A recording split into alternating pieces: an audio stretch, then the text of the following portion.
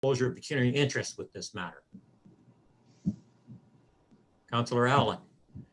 Councillor Allen has disclosed pecuniary interest insofar as the applicant is his brother, and I believe, Mark, you filled out the necessary paperwork. And sent it to our clerk today, so I think she has it.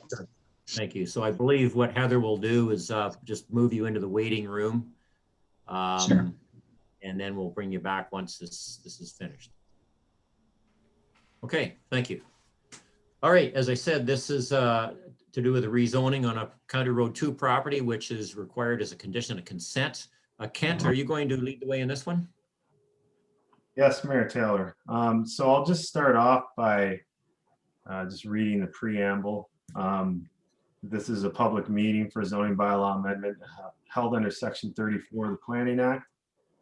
That if a person or public body that would otherwise have an ability to appeal the decision of the council of the Township of Otonabee-South Monaghan to the local planning appeal tribunal, but that person or public body does not make oral submissions at a public meeting or make written submissions to the Township of Otonabee-South Monaghan before the bylaw is passed, the person or public body is not entitled to appeal the decision. If a person or public body does not make oral submissions at a public meeting or make written submissions to the Township of Otonabee-South Monaghan before the bylaw is passed, the person or public body may not be added as a party to the hearing of an appeal before the local planning appeal tribunal unless, in the opinion of the tribunal, there are reasonable grounds to do so. So notification for this application was circulated to all required agencies and landowners within 120 meters of the subject property, at least 20 days prior to this meeting, in accordance with the applicable Planning Act regulations. Notification was also posted on the township website. So the public meeting is in regards to, as I said, a zoning bylaw amendment Z01-21. Applicant is Allen. Property is located on 3688 County Road 2. And it's a zoning bylaw amendment that is a condition of consent application B33-19. And just so everyone is aware, the consent is regarding a severance on a piece of the property that fronts onto Baseline and not County Road 2. So you'll see in the schedule the lot or the portion of the property that will be rezoned. And the purpose of the amendment is to rezone that section of the property from rural to rural residential in order to recognize the lot as of course, a rural residential lot, but recognize the lot area and lot frontage that is in which a rural residential lot or within the rural residential lot regulations. So it's generally straightforward. I don't think there's much to discuss. I know the council has seen this before through the consent process. So this is simply just, of course, a condition of that consent, as I said, B33-19. The proposed lot is going to be just over an acre, 0.41 hectares, and about 49 meters of frontage on Baseline. So that is essentially that. And if council has any questions or if there are any questions from the public, I'm happy to answer. Very good. Thank you, Kent. Just to start off, just for clarity, the retained portion has the County Road 2 address, which explains why that's on the application. The severed lot, if it meets all the approvals, it will have a Baseline address, correct? Okay, thank you. That's correct. Any questions to Kent with regards to this application? Seeing none. Kent, I probably asked this at the consent stage, but I don't remember. The proposed lot has very unusual shape to it. Does that meet some sort of natural features, or why is that? Yeah, so Mayor Taylor, it follows a hedgerow, a traditional fence line along the farm property there. It's on the side of a drumlin, I'm sure. So just so council's aware, I'm sure you know the location, but it's northeast of Keene. And it's just on the side of that drumlin. It's just following the natural shape of the land. So there's a hedgerow there, and it just looks, uniform. There's a uniform look to it as you go by, essentially. Okay, right. That's really, from what I understand, is the reason for that lot change. Okay, nothing to do with the rezoning. I just wanted to ask the question because I couldn't remember an earlier conversation about it. Are there any questions from members of council to Kent? This is sorry, go ahead, Deputy Clerk. No, excuse me, Mayor, no questions. This has just a condition of the consent. So I was going to, you're going to ask the public? Yes, yeah, it is a public meeting, so I'll go Yeah. through that and then I'll get back to you. Okay. Okay, this is a public meeting. Is there anybody who's with us attending tonight that would like to speak for the application? Seeing nothing, is there anybody who would like to speak in opposition to the application or to seek further clarification? Again, seeing nothing. Okay. At this point in time, is a member of council willing to make a motion? Deputy Clerk. Yes, I will certainly make the motion to go forth with the recommendation to fulfill the condition of consent for the application. That's been moved by Deputy Clerk. The rezoning be approved and referred to the bylaw section, and it is seconded by Councillor Powers. All in favor? That is carried. Thank you. Thank you, Kent. So we've got the motion. We will adjourn the public meeting. Need a motion to adjourn the public meeting. Councillor Howie and Councillor. All in favor? That's carried. Thank you. Okay. I don't know what the rest of you, I'll just need 30 seconds or so to switch screens to get over into our regular council meeting. That concludes the public meeting for tonight.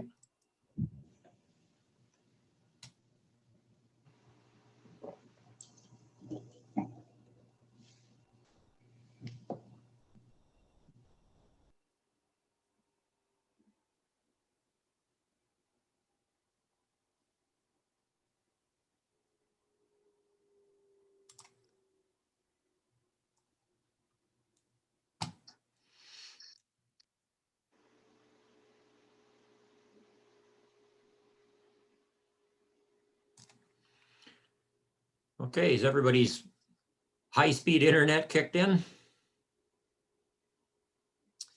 All right, thank you. I will call our regular council meeting of March 8th to order at 6:08. I have no announcements. Are there any disclosures of pecuniary interest with any of the matters before us this evening? Seeing none. Are there any additions or deletions to the agenda?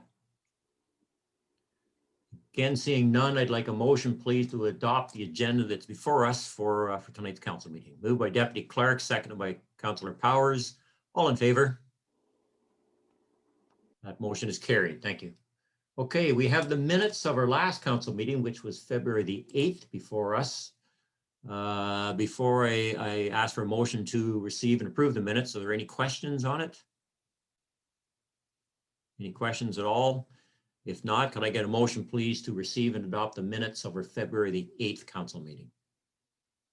Councillor Howie and Councillor Allen. All in favor? That is carried. Thank you. Okay, we move down now to notices of motion. Now, council, I don't think in all the years I've been a member of OSM Municipal Council, I ever remember us having two notices of motion on the same night. So I think this is a first. The process is that Deputy Clerk introduced a notice of motion at our last meeting. Tonight is the night that I will be looking for a motion to discuss that motion. And if we get a motion to receive it, then we'll have a discussion on it. Councillor Powers has introduced a notice of motion, which we have before us. I will just, after we're finished with Deputy Clerk's motion, I will simply ask Nick to read his. There'll be no discussion on it. It will be discussed and debated at our next meeting. Heather, do I have that correct? Yes, you do, Mayor Taylor. We do. Okay, we're good to go. So first we're going to deal with Deputy Clerk's notice of motion. And I think, Bonnie, it's probably best if I get you to read this once and then we'll get ask for a motion to discuss it.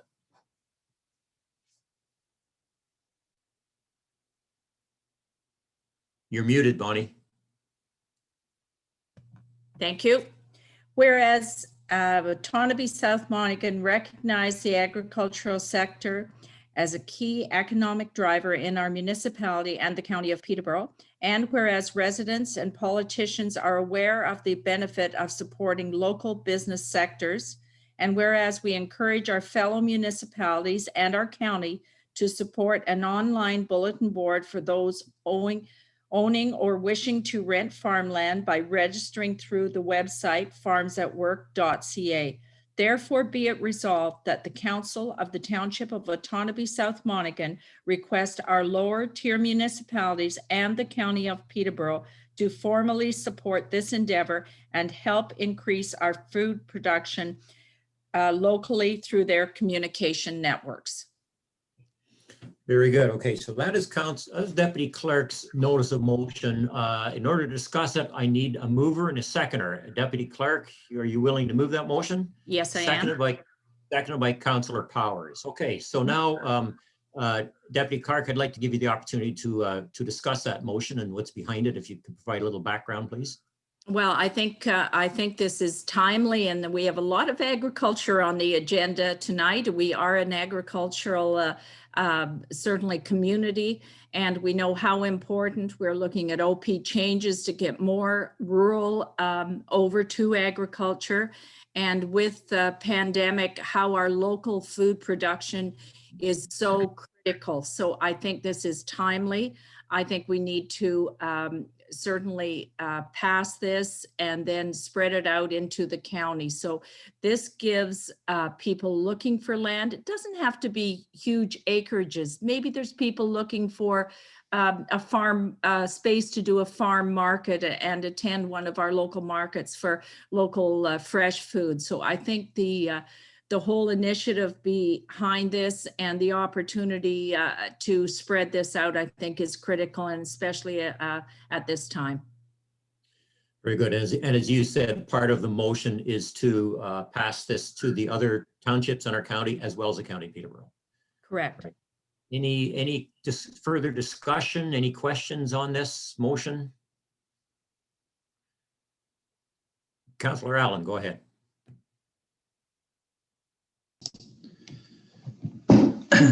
Thank you, Mayor Taylor, and good evening to the rest of council and staff attending the meeting this evening. I was wondering, Deputy Mayor Clark, and I have just a few questions because I'm not quite aware. Farms, the website, it's hosted by is that a local initiative, or is it further reaching than that? And maybe is it a bulletin board type system, like where we as the township we promote the usage of that website, and then the individuals sort of manage their own online communication and so forth between the parties and those who are involved. I just didn't have all the information. I wondered if you had some of that you could provide me, just for the sake of interest. Through the mayor, if I may answer, very timely on this, because we have Pat Learmouth, who is the creator and the keeper of this website, and it has a huge impact certainly within our community, and I believe beyond too, Pat, that many people have taken models off this. So through the mayor, may I ask Pat Learmouth to just speak about that website? Is that Yeah, you know, absolutely. It's slightly unusual, but I have no problem with that at all. And let me just first say that this notice of motion, this before us tonight, it was not scheduled. It's strictly coincidence that Pat Learmouth and Judy Card happened to be part of today's meeting. This was not designed, okay? But it is very timely. So, Pat, I know that you do have a lot of knowledge about this, and you perhaps are the best one to answer some of the questions that Councillor Allen just posed. Thank you, Mayor Taylor. And yes, I did not have any idea that Bonnie was going to say that, but I'm more than happy to just briefly describe how the website works. It is an online bulletin board. So it's very, very simple. Anybody who has some land that they would like to make available literally goes on, fills out a form. They do not even need to create an account of any kind. They fill in a standard form that basically says what they have available, what the kind of facilities are, and so on. And they hit a button. And then, assuming that it's not spam, it gets approved and it goes up on the website. And after that, anyone who happens to be interested in looking for land is able to simply find it and communicate directly with the person who did the posting. So there's no intermediary function that happens. It's really very simple. And it has been actually in place now for quite a number of years, but has never received the attention it got this evening. And as a result has just been really promoted, I guess, by word of mouth. And it's been very interesting to see that people from across Ontario have decided to post there. We're currently in the process of doing a refresh of the page, which doesn't affect its availability, but really just to make it look a lot nicer and actually to introduce some more features. And that should probably be completed in the next few weeks. And it would be very timely if locally more people knew about it, and perhaps we could get more immediate local activity happening on it. So I appreciate this opportunity. Thank you. Thank you, Pat. Any further questions from members of council on this motion? Seeing none. Heather, I guess I just need to call a vote, or do I need another motion to approve this notice of motion? We've already had it moved and seconded. Just call the vote. Okay, so we've already had the motion moved and seconded, council. I'm going to call a vote. The vote is in favor of the motion. And if so, it will be sent, as I said, to the other municipalities for their consideration. So moved by Deputy Clerk, seconded by Councillor Powers. The notice of motion provided by Deputy Clerk. All in favor of that motion? That motion is carried. Thank you very much. Thank you, Bonnie, for that. Thank you, Pat, for providing the clarity. And for sure, let it be known that this has been promoted first by Otonabee-South Monaghan. Okay, our next notice of motion, which we'll just hear tonight, and similar to what we've done with Deputy Clerk's notice of motion, we'll discuss it next week if it gets moved and seconded, is by Councillor Powers. Nick, I'd like you to read that notice of motion, please. Sure, thank you, Mayor Taylor. Whereas it is recognized that access to local waterways provides vital social and economic benefits to our community, and whereas the usage of our community boat launches has seen dramatic increases over the past year, and whereas Otonabee-South Monaghan staff and council have received messages of concern from community residents related to the increased usage of our community boat launches, therefore be it resolved that we request township staff undertake a formal review of all existing public boat launches to identify any necessary facility improvements to support current and future growth, including but not limited to parking, traffic, and appropriate safety measures. And be it further resolved that a review of unused boat launch facilities or township-owned lands that could be converted to public boat launches within our community also be undertaken. Okay, thank you. So that is the motion, Council, that we will be considering at our next meeting. Okay, moving down the agenda to delegations. We have with us tonight Pat Learmonth and Judy Coward. I think Pat is going to speak to this presentation, and I will remind whichever the two it is, that delegations we allow 10 minutes. I follow that pretty closely, so if you're getting close to the 10-minute time limit, I'll put my hand up and just let you know. But it's now 6:19, so about 6:30 we'll be through. So Pat, did you want to go ahead? Thank you for the opportunity to make this delegation on behalf of the 9-year-old Future of Food and Farming Working Group in Peterborough. I'm Pat Learmonth. I'm co-chair of the Future of Food and Farming Working Group, Director of Farms at Work, and co-chair of the Peterborough Agricultural Roundtable. And also present this evening is Judy Coward, another member of our working group, with more than 40 years experience as a land use planner and economic development advisor working for rural municipalities and the Ontario Ministry of Agriculture, Food and Rural Affairs. Now retired, Judy has drafted our comments this evening, and we're both farmland owners in the township. We have provided you with 3 documents in your council agenda package. The first is our comments regarding the township's current proposed official plan and zoning bylaw amendments to promote on-farm diversified uses. And that is a letter dated March 1st, 2021, addressed to Mayor Taylor and the members of council. There are also 2 other items we've provided, including a set of slides and a letter dated a year ago in January of 2020, to which we'll refer just briefly, and it's for information. We really appreciate the fact that Otonabee-South Monaghan is seriously reviewing the question of what uses should be permitted on agricultural land in our community. The idea of permitting on-farm diversified uses as opportunities is popular, and to the point that OMAFRA actually published a guideline number 851 on permitted uses in Ontario's prime agricultural areas in 2016. And those guidelines are just guidelines. The municipalities are not required to act on them. There's no mandate to use them, but they may, if they wish, broaden the permitted uses on farmland using those guidelines. And this is a copy of what the document looks like for any of you who can see that, and those documents are readily available. It's important to note, therefore, that the township's current official plan and zoning bylaw do permit on-farm diversified uses, home occupations, and home industries in agricultural and rural designations and zones, subject to meeting certain criteria and regulations. Those opportunities are already available to farmers who wish to establish those types of uses, subject to the review, approval, and regulation of the township.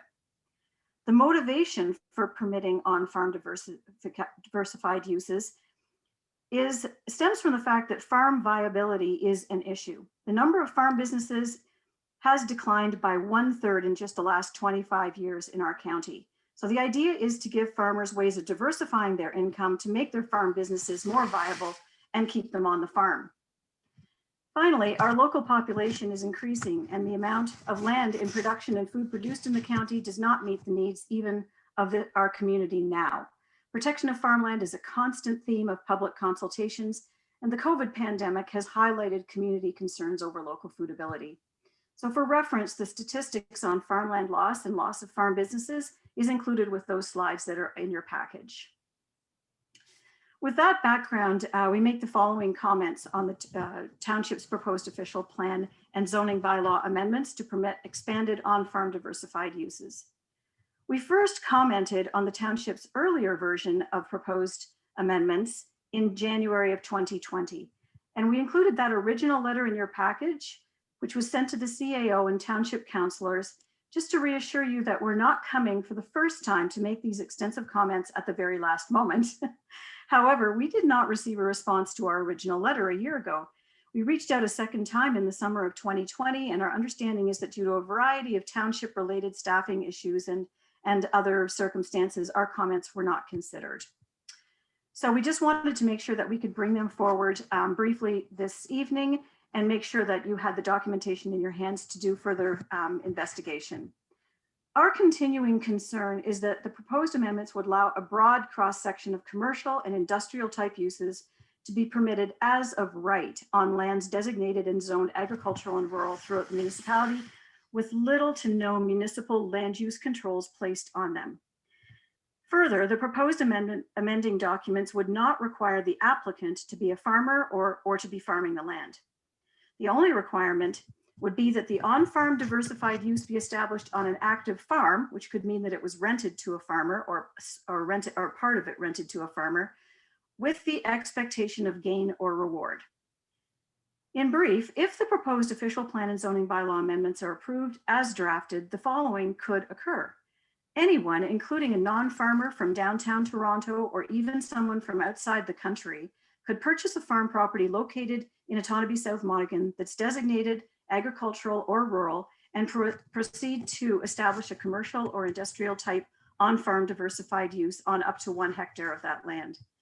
To establish the use, they would only be required to meet with the zoning administrator And they would need to show that some part of the farm is rented to a farmer, something in excess of 1 hectare.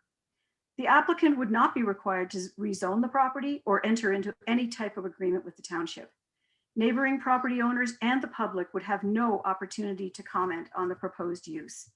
And Township Council would not be made aware of or required to approve the proposed use, as would normally be required by an individual wishing to establish a commercial or industrial use elsewhere in the municipality.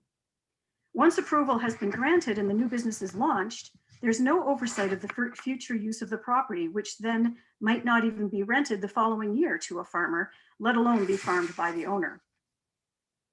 Further, the value of the property could be increased significantly by the addition of expensive infrastructure, making it unlikely that a farmer would buy the land in the future for farming. So the on-farm diversified use would neither have contributed to farm viability nor protected farmland, the two goals of on-farm diversified uses. We, as a working group, anticipate that, once this becomes known, real estate agents will be anxious to promote and sell township farm properties to individuals interested in establishing many of the varied land uses permitted by the proposed amendments. And examples of those include, these are just examples, an abattoir, bakery, cheese factory, winery, limited accommodation, which is not something even identified in the OMAFRA permitted guidelines, small-scale microbreweries and distilleries, shops, veterinary clinics, special event spaces such as wedding venues, educational facilities, commercial uses, and industrial uses. And we're not the only ones to have these concerns. Others across the province have expressed similar reservations. So in conclusion, we do believe that it's very important for our community to look at the question of on-farm diversified uses as a way to serve the economic vitality of the agricultural community and the goals of the community. And to accomplish that, we need a solid plan that will serve the entire community into the future. And for that reason, we have 3 requests this evening, which I can lay out for you. The first is that we request that Township Council not proceed to approve the proposed official plan and zoning bylaw amendment documents as currently drafted, for all of the reasons identified in detail in our letter dated March 1st, 2021. And nor do we believe that it would be appropriate to proceed with the open house meeting scheduled for next Monday, March 15th, and the public meeting scheduled for Monday, March 22nd, 2021. Second, we propose that further public consultation on this issue is needed, and it should be scheduled when pandemic circumstances have been resolved to the point that in-person public meetings can be reliably scheduled to further explore and determine what additional amendments may be required to the official plan and zoning bylaw documents concerning on-farm diversified uses. And our third suggestion is that land use policies of this nature have very far-reaching impacts beyond the township's boundaries, and consequently would benefit from a much broader discussion that includes all community members and stakeholders, Peterborough County and its member municipalities, the City of Peterborough, Curve Lake First Nation, and Hiawatha First Nation. And our working group would be more than happy to support in organizing a consultation if that would be of any assistance in this process. So thank you for that opportunity at 6:29. I think we managed to keep it within 10 minutes. Excellent job of time management. Thank you very much, Pat. I'll just start off by telling you that I don't think it was anybody's realistic expectation that the draft version of this document, because it's taken a long time to get here, a lot of work's gone into it, and our consultant is part of this meeting. I don't think anybody considered the draft version would exactly mirror the final version. And that's the purpose of having public meetings and commenting periods and this sort of thing. So you're not going to find that we think it can't be changed in some way, and you're certainly not going to feel that we're rushing into any decision. So after saying those comments, I'll turn it over to members of council. Any questions to Pat or Judy on this one? Pat's very nicely laid out their concerns, and they are in written form. Go ahead, Deputy Clerk. Yes, through the mayor, I think there's some very valid concerns brought up. And when you do an OP amendment, it is quite significant. This doesn't stop any anyone proceeding with a diversified on-farm use. So we're not stopping any economic driver at this time for someone to proceed if they have something. So in saying that, I think we need to put a few brakes on here. I think that the comments that have been brought forward by the two ladies this evening, maybe Kent, if you could make some comments on those, you've made notes of them. I'd like to hear your input on how we can tighten this up and make sure that the intent of the agricultural use remains the primary. So if you could, if I may, through the mayor, ask Sure. our Go planning. ahead, Ken. Yeah. Thank you. Through the mayor to the deputy mayor. So as council's aware, we started this process in 2017. We've had a number of stakeholder groups involved with the process of getting to where we are now. Stakeholder groups that are members of the agricultural community, a number of different, OMAFRA as well. And so this, like the mayor said, this is the culmination of a lot of years of months and years looking at this. So the direction that we took it, and this is through that consultation, and this is what we firmly believe as is what I firmly believe as a professional planner, is that there does have to we do have to provide some flexibility. And I would say that I disagree that allowing that flexibility is going to consume good agricultural land. That's not the purpose of what we're bringing forward. It is working in concert with protection of prime agricultural areas and protection of agricultural uses. It goes hand in hand. On-farm diversified uses go hand in hand. And I would also disagree that it doesn't give carte blanche. There's no lack of oversight. When someone does approach the township with a farmer approaches the township, or someone who owns land and approaches the township and wants to develop an on-farm diversified use, they do have to go through the process of meeting with township staff, and township staff makes the determination through that review and through circulation to all the different departments and whoever else they feel they need to circulate to, perhaps Orca or whoever else. And they make a determination whether they would apply site plan control or whether it meets the number of provisions. There's a lengthy amount of provisions in the zoning bylaw that it has to meet. So you can't simply just bring something in and you're on your way. And the reason that we've set it up like that is to provide that latitude. And the other thing about not identifying if someone owns the land, well, that's I don't think that that's necessarily enforceable. You can't necessarily just say you have to own the land. Someone may have it in somebody else's name. Somebody may be renting the land if they're a farmer. Somebody may be renting the dwelling unit. We don't know. We looked at that option for sure. But it simply was not feasible from our standpoint. And I think, and I won't get into every point that's been brought up, but just to say that we have looked at these, we've seen the comments from this group, we've seen the comments from other stakeholders, and we've weighed them, obviously equally. And this is the point that we've come to. Now, I will certainly, the comments that have been brought forward tonight, I think that there are some things that we may be able to pull from them that would be useful for when the draft comes forward to council, which is in 2 weeks when the draft comes forward. But certainly, I just want to reiterate that this was not a hastily drawn together amendments. And we did consult the guidelines, of course, and they are just guidelines. That's absolutely true. I agree. But they are certainly good guidelines, and they're helpful. And I believe that what we've implemented from those guidelines is articulated correctly in both the official plan and the zoning bylaw amendment. And we believe that it provides the flexibility that farmers should and can have. Okay, thank you, Kent. Go ahead, Councillor Powers.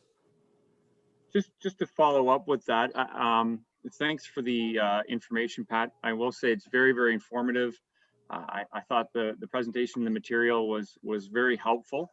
And back to Deputy Clark's comments and Kent's follow-up comments. One of the things that I was curious about is Pat did bring up a number of recommendations or comments related to where we'll be in a couple of weeks. I'm curious, Kent, if it's possible, you tell me if it's not, or if it's going to be challenging, to have in preparation for that council meeting in a couple of weeks when we'll have the draft presented to council formally, some comments on these particular topics that are in this presentation. A, ones that you've said, I think that there's some opportunities there, and then B, where you say, okay, I think that we've got this covered and here's why. Through the mayor, absolutely. Yeah, and I will be providing a report explaining, what each of the policies mean and the provisions mean in the zoning bylaw. But certainly I can respond directly to those comments. That's absolutely. Great. Okay, thank you. And that was a comment I was going to make, Kent, and Councillor Howie had his hand up, so I'll get to you just in a minute. At a public meeting or a delegation like this, when the public brings forward questions or concerns or wants clarification, as part of the process, generally the consultant or the staff or both address each one of those items that were brought up in the subsequent report, and they provide an answer. And so I think what council is expecting and what Pat really deserves is for you as the lead on this particular amendment, OPA, to look at the various concerns and the questions and the comments and reply back to them in a staff report to council. So as Councillor Powers has said, we'll know whether we think we've got this one covered. We'll know whether we didn't, and that's going to be implemented. It was a good idea, or we disagree. There's various things that can happen, but that's what would happen at the public meeting on schedule for next Monday night. Any comments that come through, you'll respond to them, and you'll do that in a written report. So this really won't be any different. Is that correct? Yes, that's absolutely correct. Yeah, and again, it's not obviously just the comments tonight, but also the comments that have occurred over the course of years that we've been working at this. Right. Yeah, and we may well receive more comments through our series of public meetings we have yet to have. Councillor Howie. Yeah, thank you, Mayor. I guess one of the things I've noticed through the whole report that nothing is really said anything about the environmental impact of any of the new businesses that they might be coming up on any of the properties. Like I say, one of the examples that were in the report was like an auto wreckers, and that should be very strict environmental situation that you would have to really concerned, being runoff and close to lakes and rivers that we have in our township. So I'd like to see something like some environmental study or depending on what type of business is put in there, that we have control on that. Good comment. I see Kent making notes. Deputy Clerk. Yes, final comment through the mayor to Kent. So I would like to see it addressed that the farm, diversification doesn't, come back in a year and we look out expansion, taking away what the intent of this was. So I'd like you to address that, how we can control that, please. Okay, good. Any further questions from members of council? Seeing none, okay. Go ahead, Greg. I just wanted to advise council. So we did have one of the questions that was raised this evening was Kent and I and Ken Scullion had a conversation today about the applicability about us having our proposed public meeting for next Monday and then the council meeting the following. So under the current COVID guidelines under RED, we can operate a public meeting. We just would undertake to to control the number of individuals sort of coming and going. So the notice has been given for the public open house for the 15th.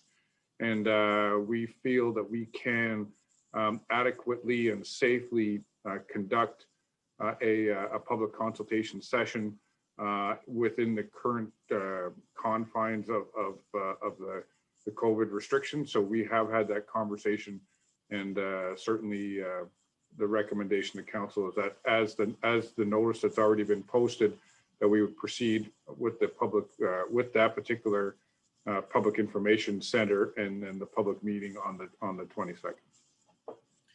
Very good. Thank you, Greg. I agree. I mean, we've had this advertised, we've had it posted. I think we need to proceed with the public meeting the way we have scheduled.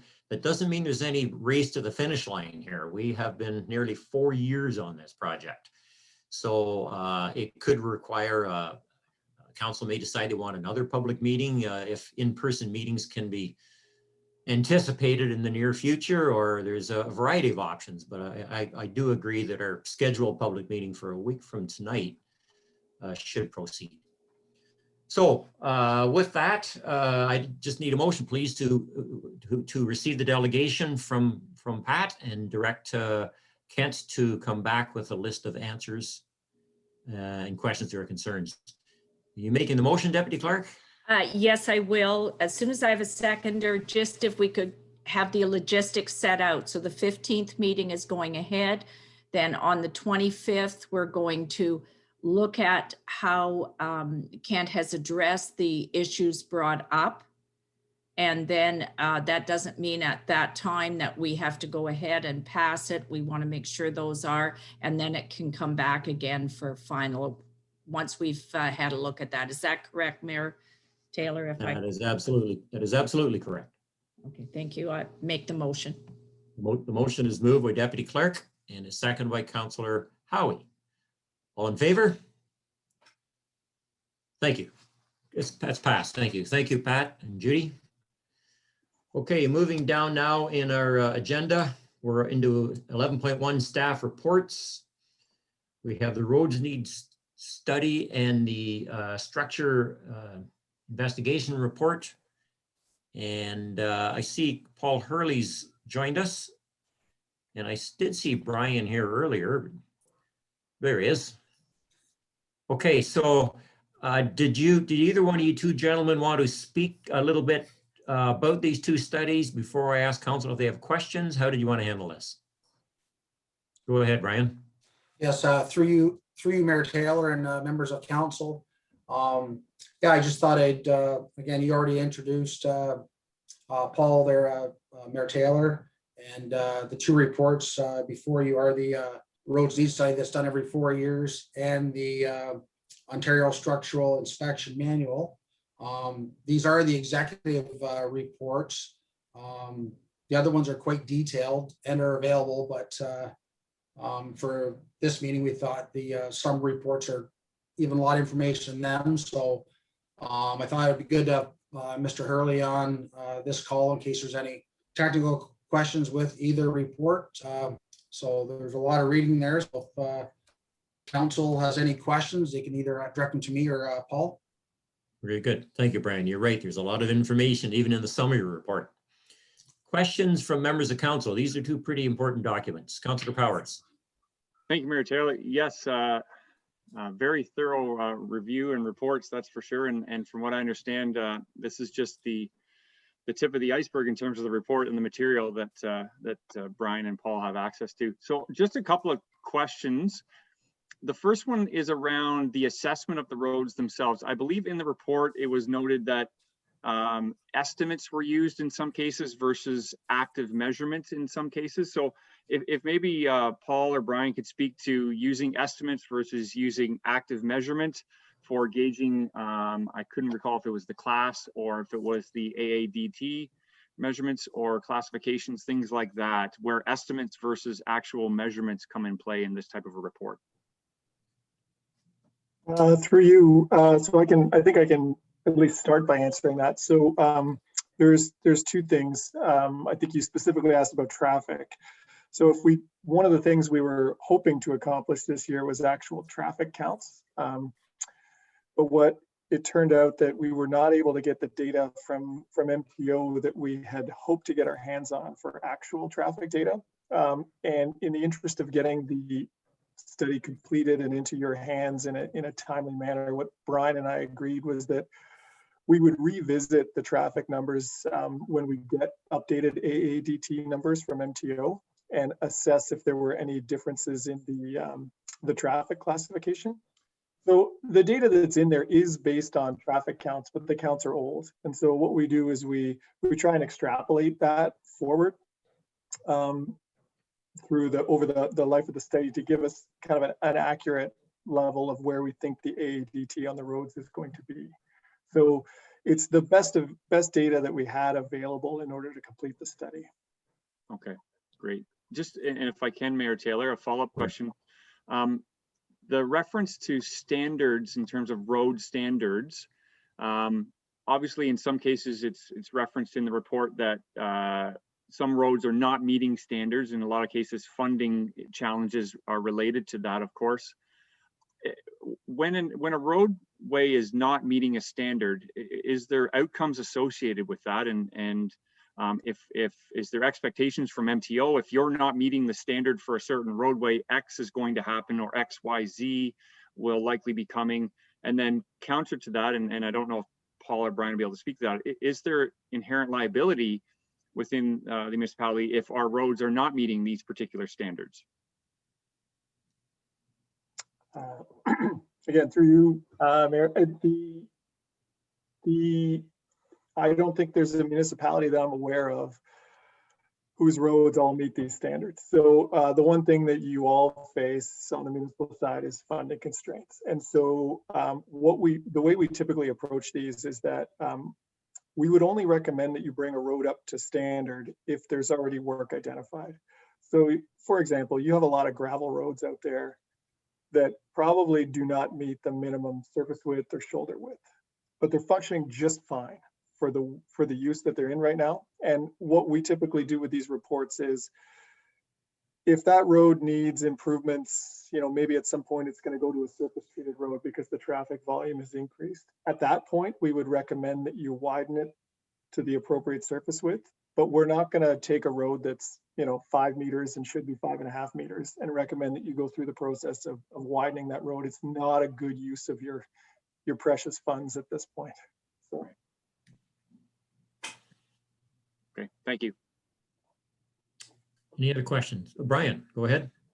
Yeah, just to go back on the traffic counts. Yeah, like Paul said, we weren't able to get the traffic counts from the MTO that we're looking for. And we also talked about in 2020 with the COVID-19 taking effect in March, us actually using traffic counters during this year. Spring and fall is normally when you do the traffic counts, not during the summertime. But there was a large decrease this year with traffic, with a lot of people staying home. And I think everyone's seen the road volume and traffic down. So that's another reason why we didn't put any counters on the road too. We weren't going to get really true numbers that we would normally see. Okay, Deputy Clerk. Yes, through the mayor. Just to Paul, first of all, as you say, other municipalities are in the same shoe as we are and not meeting all the standards. Does that not have an impact on liability though? That's my concern. If we don't meet the standards, even though it is restrained by monies, is there a liability, if there were accidents? I think that there's certainly a liability. I don't think you're any more liable. So I'll take a step back. If one of the roads was severely deficient, then we have identified some where you need to do some widening. But if we're talking about, the difference between a 5 meter and 5.5 meter road, you're going to get sued anyway. So the reality is the municipality is liable regardless of what you're doing out there. So if there are roads that are really deficient, we've identified those to be widened. But if they're close, all of the recommendations are always kind of couched with the funding requirements. So, there could be instances where it's not even feasible to widen the road because of physical grading constraints and some of those things. So although they have these published standards, they're not there's always flexibility in how you implement those based on both your available funds and the constraints that you're facing out there. There's not really a lot of rock in OSM, but you do have some, topography challenges with cuts and fills. And so it's understandable that in some cases it's just not possible to maintain the standard that is set. Okay, so basically what you're saying is we need to prioritize those deficiencies where we have a larger volume of traffic, et cetera. So that, okay. And if I may, just one last question through the mayor, follow up. Go ahead. Thank you. Just under the road classification, and it's mentioned the classification is based on traffic volume and posted speed limits ranging from class 1 to 6. We have considered and have dropped certainly speed limits on roads. Can you just tell me how that then co-equates into the standards and the road study, Paul? So I'm not sure I understand the question. Yeah. Okay, if we had a road Mhm. and we dropped the speed limit, say from 80 to 50, is there going to be any change as far as deficiencies in that? Because we're, people are traveling at a lower speed, so there's less risk, et cetera, then that's.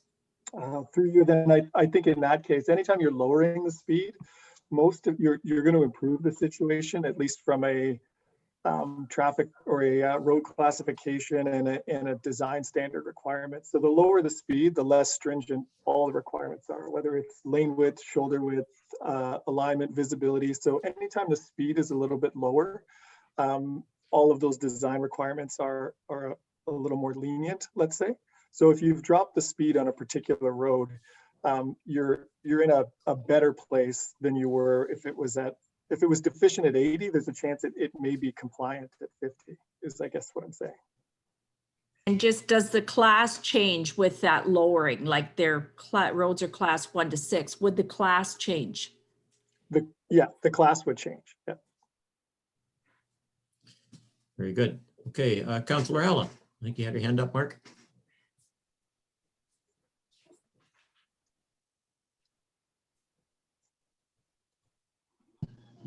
I think I got it.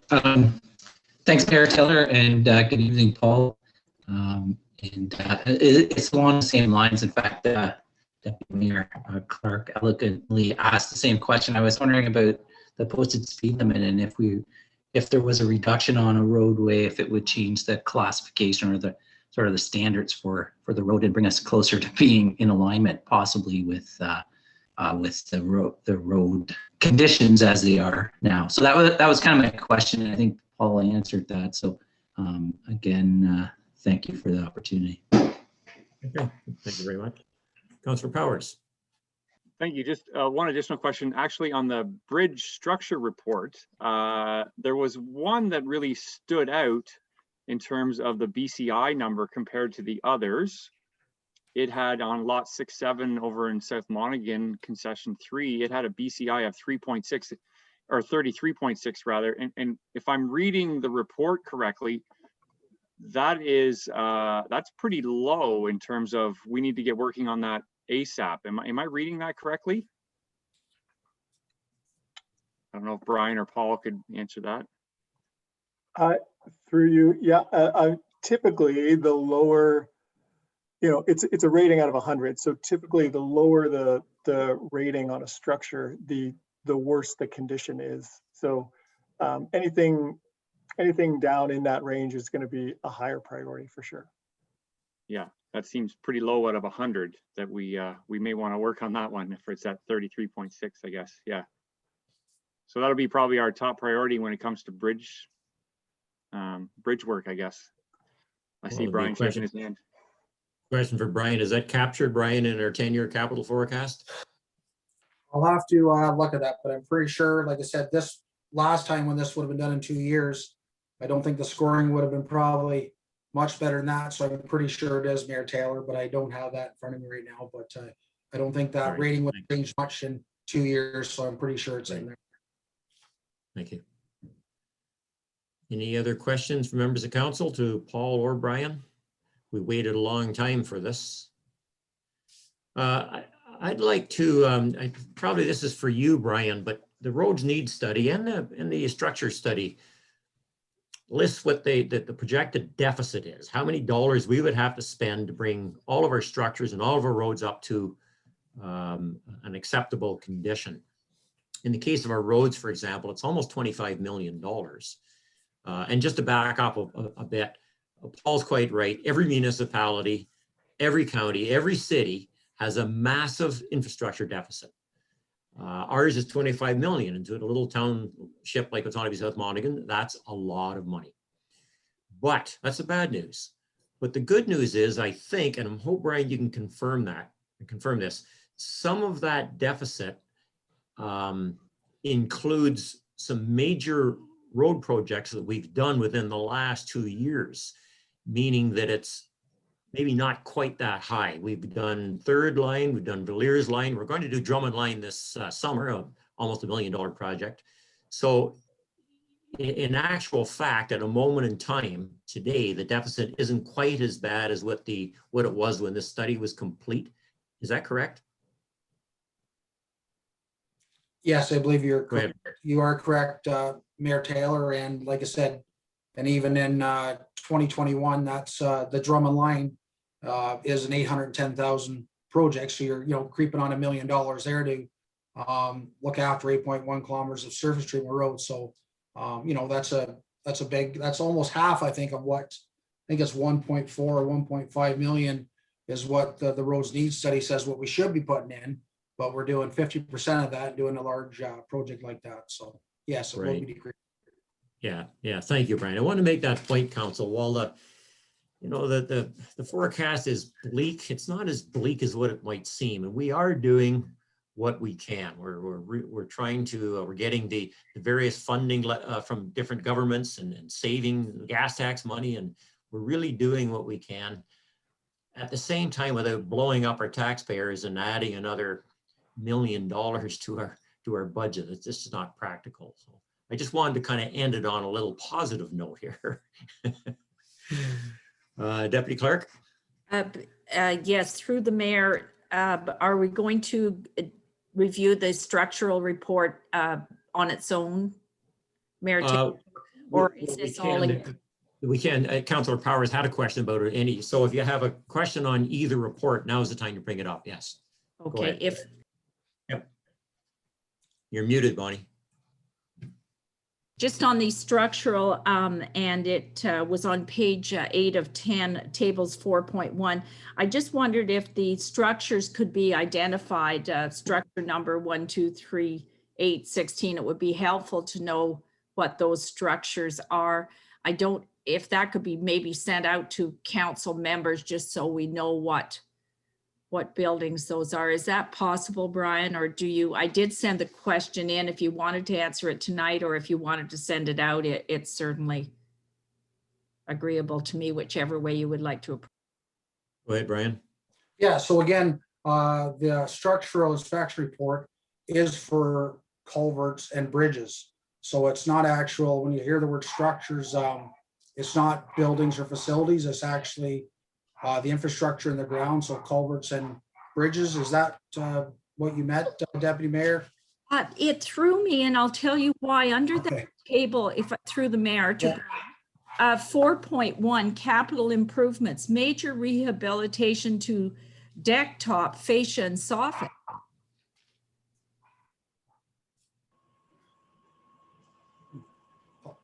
Go ahead, Brian. Go ahead, Paul, if you. Through you, I think I can probably just clarify. So those are structural terms related to bridges in this case. So the deck is the portion that you drive over. The fascia would be, it's not dissimilar to what you would associate on a building, but in this case, these terms are referring to the fascia and soffit of the bridge deck and the abutments themselves. So the side face and the bottom face of the deck is what these are referring to. So it's definitely similar terminology to buildings, but these are only bridges here. Well, it threw me when I looked at that, especially the soffit and fascia, the wing walls and that, but certainly so I thank you for that clarification, because I'm thinking, why are our buildings under this when we do have a separate buildings report? So thank you. Very good. That's a different deficiency, that one. Any further questions from members of council on this? Councilor Allen, did you have your hand up, Mark? Sorry, your pictures went blurry there. I wasn't sure if your hand was up or not. No? No, not. Well, thank you. All right, thank you. Okay, thank you, Paul, for joining us this evening and providing some clarification. Thanks for the work you've done on this. This hasn't been in the works quite as long as our on-farm diversified study OPA, but it's been a long time coming and it represents a lot of time and a lot of work. Thank you. Can I get a motion, please, that we receive the roads needs study and the structure report? Councillor Allen, Councillor Howie, all in favor? That is carried. Thank you. Okay, moving down now to 11.2, the Public Works Activity Report. Brian, did you want to go through that? Yes, through you, Mayor Taylor.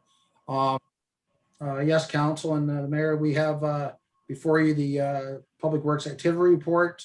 Again, this report is just an update of what's completed, what has been completed and future projects in the Public Works Department. I guess maybe I'll highlight a couple things. I guess one of the bigger ones is the Drummond Line 2021 capital project there. I just made a note that we've started work on that. There was notices hand delivered to all the residents and mailboxes on Drummond Line from Highway 7 down to County Road 2.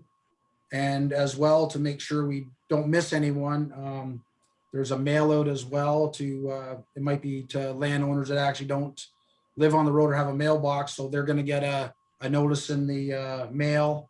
There has been a few calls, but it's been, all positive. Glad we're the township has wanted this as a capital project in 2021. Just a couple of questions about timelines. So yeah, so I wanted to make sure that you knew that communication was out there for our residents.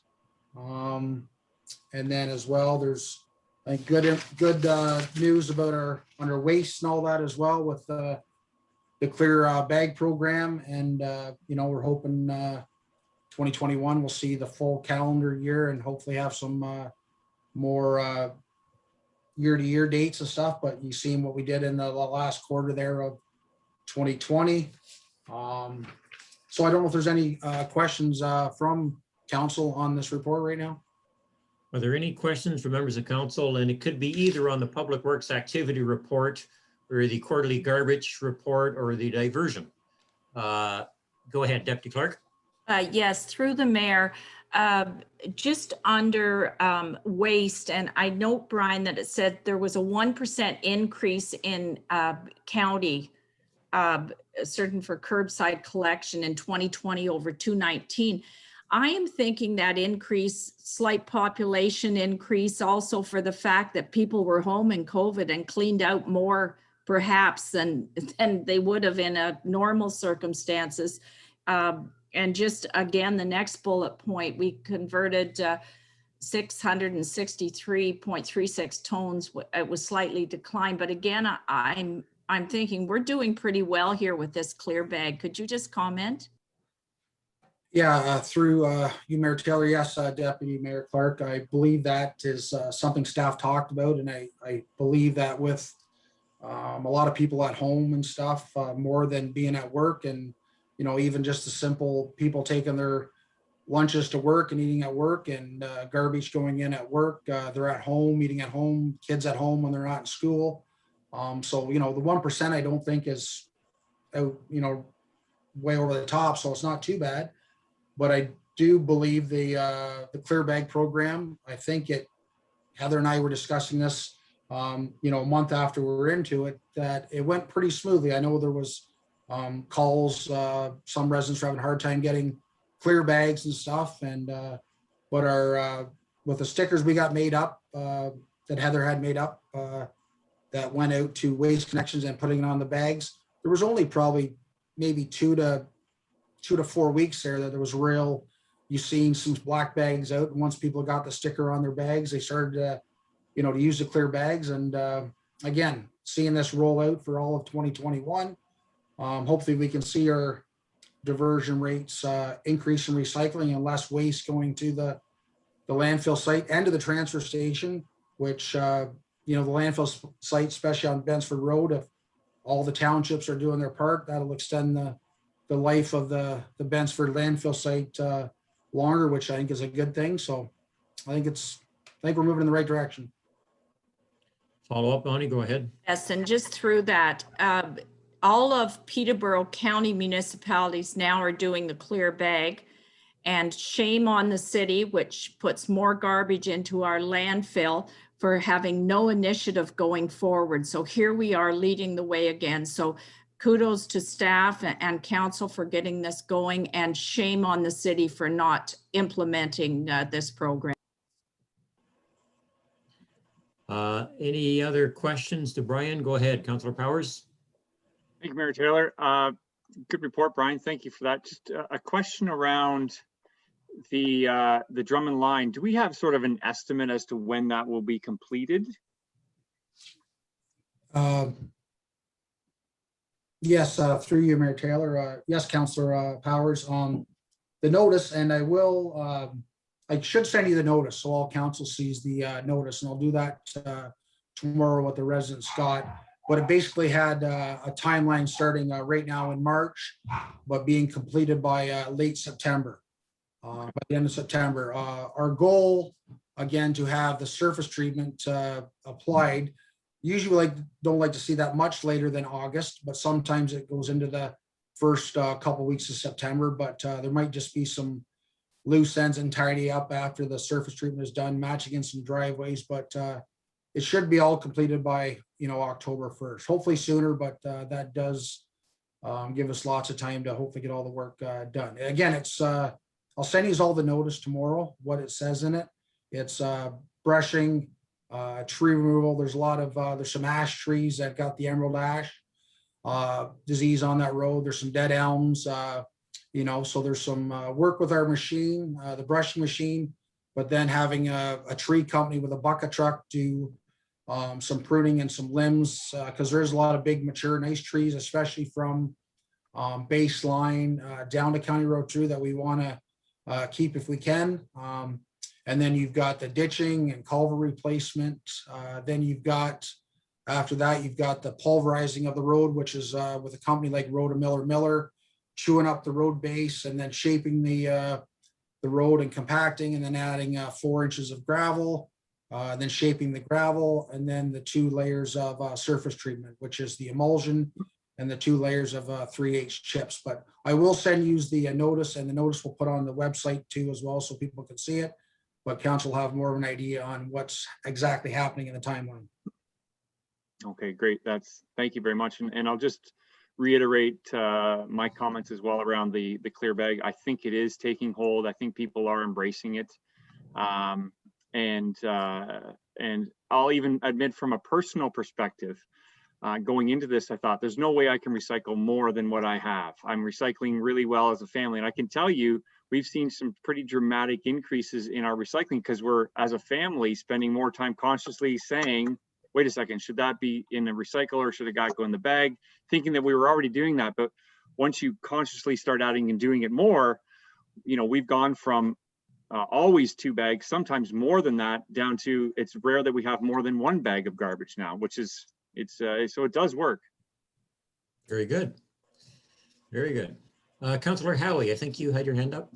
Yeah, just in regards to, since we're talking about the garbage now, and I just wanted to make a comment, maybe staff can look into this in regards to the boats going to the landfill sites.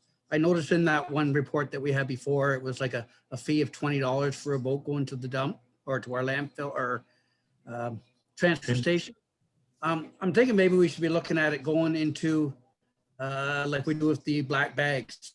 I took a couple of boats in this week to the landfill site. It was $107 and $127. So if we're only charging $20 to go for our transfer station, we got to manhandle it. We got to crunch it up and put it into a bin, and then it goes and we're paying. I think we're on a lose-lose situation there. Maybe it's just something that staff could look into, you know, whether we should be taking boats into the landfill site or not, or our transfer station. Go ahead, Brian. Yes, through you, Mayor Taylor. Yes, Councillor Howie, I agree with that. And staff are currently looking at tipping fees or fees for our transfer station as well, to make sure that we are bringing in the right amount of dollars for some of the stuff, especially bulky items like that. That was an initiative the county and city had as well back in the day with the mattresses and you know, the C&D material and stuff like that, trying to reduce the amount of mattresses going into landfill sites. So they do have a recycling program because they are bulky as well. So long story short, the tipping fees are on our agenda, and we're going to look at that and review those and bring something back to council in the near future. Good, thank you, Brian. Boy, Brian, educate me here. How many boats do we have to dispose of at the transfer station? Yes, Mayor Taylor.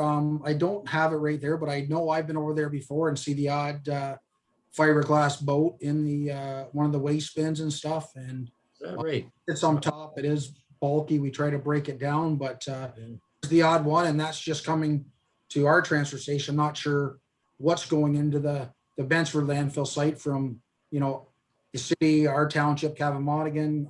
I can't speak on, but there is the odd one. I didn't know we had any boats going there. If I had to get rid of a boat, I would never have thought of taking it to the transfer station. Anyway, Ken, did you have your hand up again? Howie, Councillor Howie, did you have your hand up? There we go. Had to get the mute button. Yeah, just to follow up, yeah, there are lots of boats that go to the Peterborough landfill site. Like every single day, there seems to be one in there. You know, anytime I've been in there, and like I say, it's available in our township for them to go there. And you know, why should we be handling it twice? You know, that's what I have a concern with. No, you're right, and sounds like staff are aware of it and they're looking into it. So, but thank you for bringing that up, because I didn't know that was even a thing. Councilor or Deputy Clerk, I think you had your hand up, Bonnie. Yes, thank you. Through the mayor to Brian. Brian, we've talked about being agriculturally based here in Otonabee-South Monaghan. I'm looking at the bale wrap. Is it recyclable? You know, it's a huge volume of that. We don't want farmers, you know, disposing of it in you know, in fence lines. We don't want it, you know, burnt. What are the options here, or can there be some consideration for the bale wrap for farmers bringing it? Yeah, yes, through you, Mayor Taylor. Yes, Deputy Mayor Clark. That discussion is always brought up when we sit in our, Heather and I sit down in the county city meetings and stuff like that. And the last time I checked right now, there was not a company that would take the recycling, those bale wrap and stuff like that. It's also like the boat wrap and stuff like that, the same type of stuff that wraps a boat.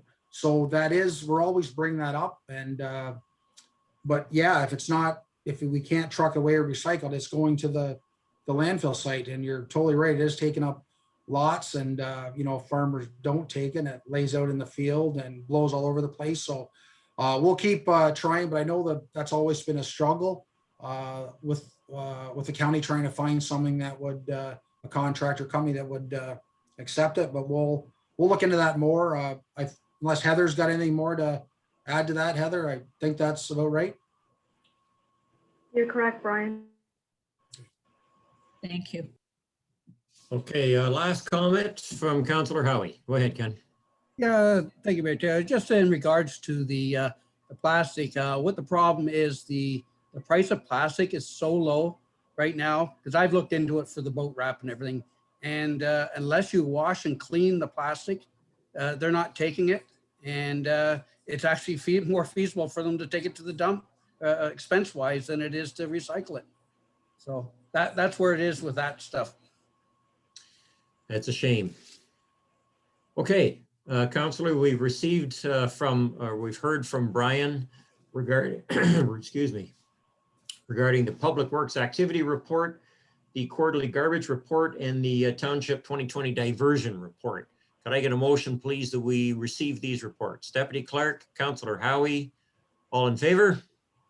Carried. Thank you very much. Moving down to 11.3, which is truck tender results. Brian, did you want to?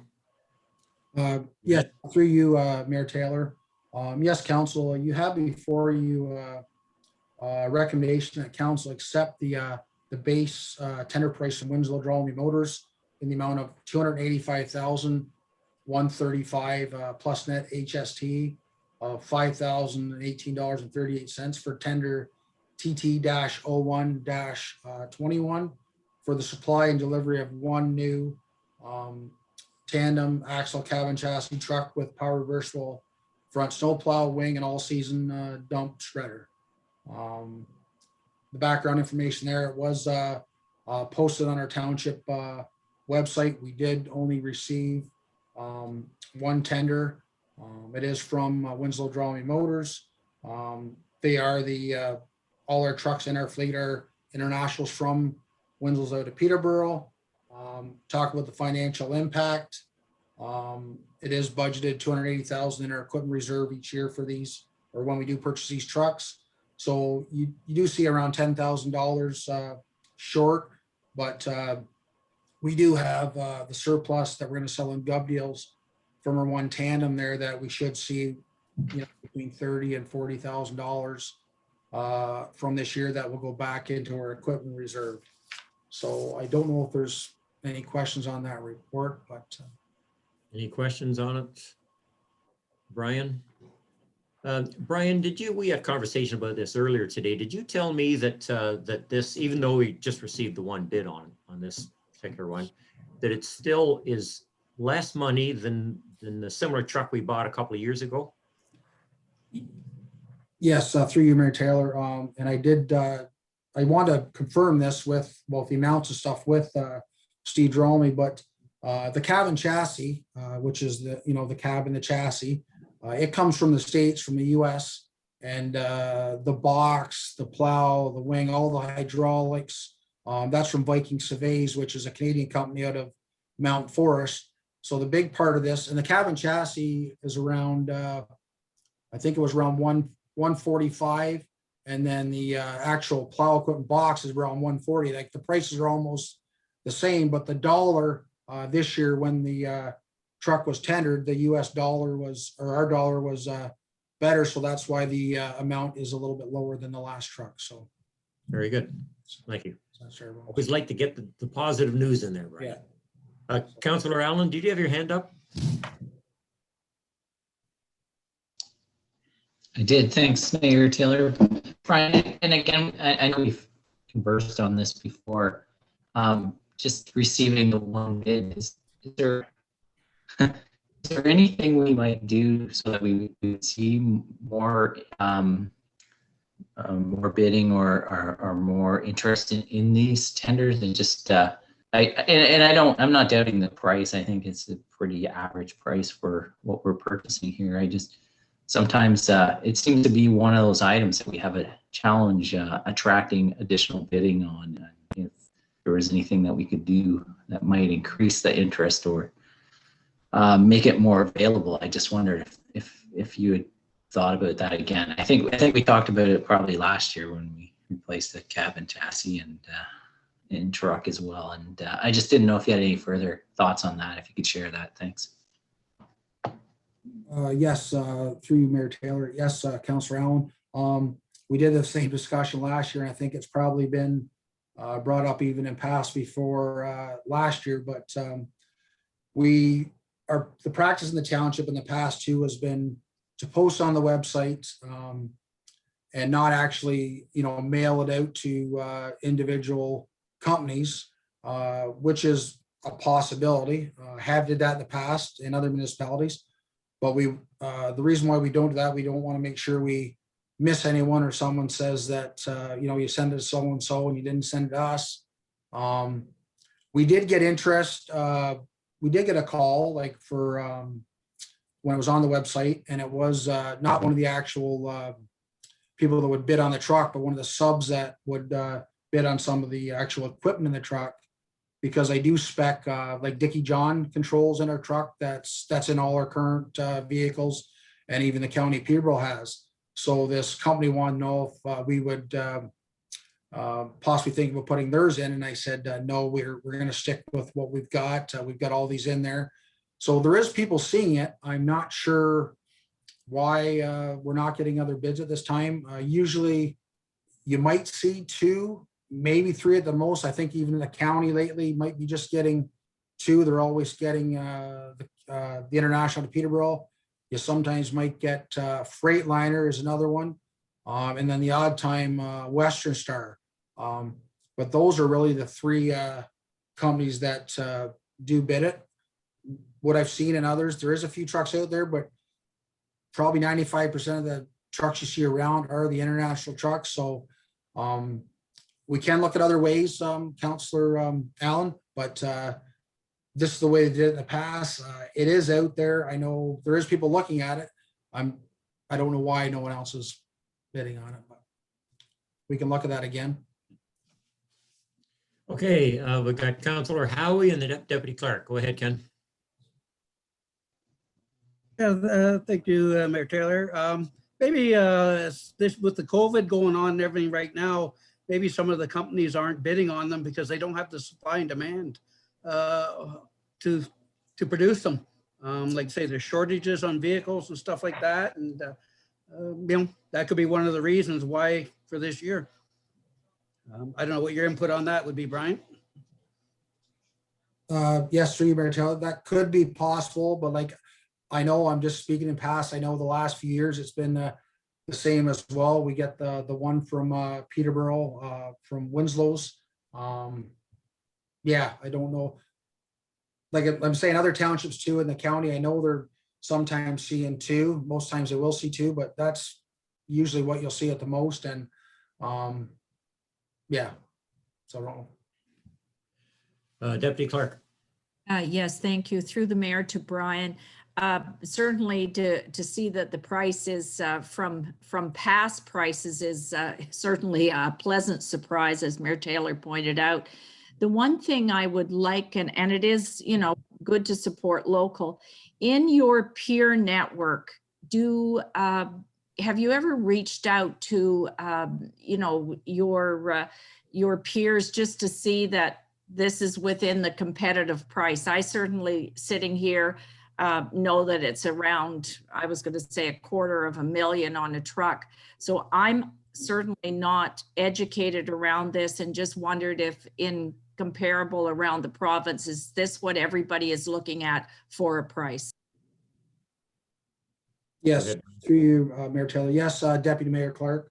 Looking at the equipment, like a lot of these, you got to look at what's on the truck too. So a lot of different townships in the county add different stuff. Like you get into the counties and the regions, some might have liquid on their trucks and stuff, or some of the townships might not even be up to having the Dickie John controls their truck, got the old manual on and off switches. So you have to compare apples to apples. But again, looking at this price and looking at last year, and I've talked to Rod Marshall. I always been Rod Marshall's here at the county of Peterborough. He's the fleet supervisor and does a lot of tendering.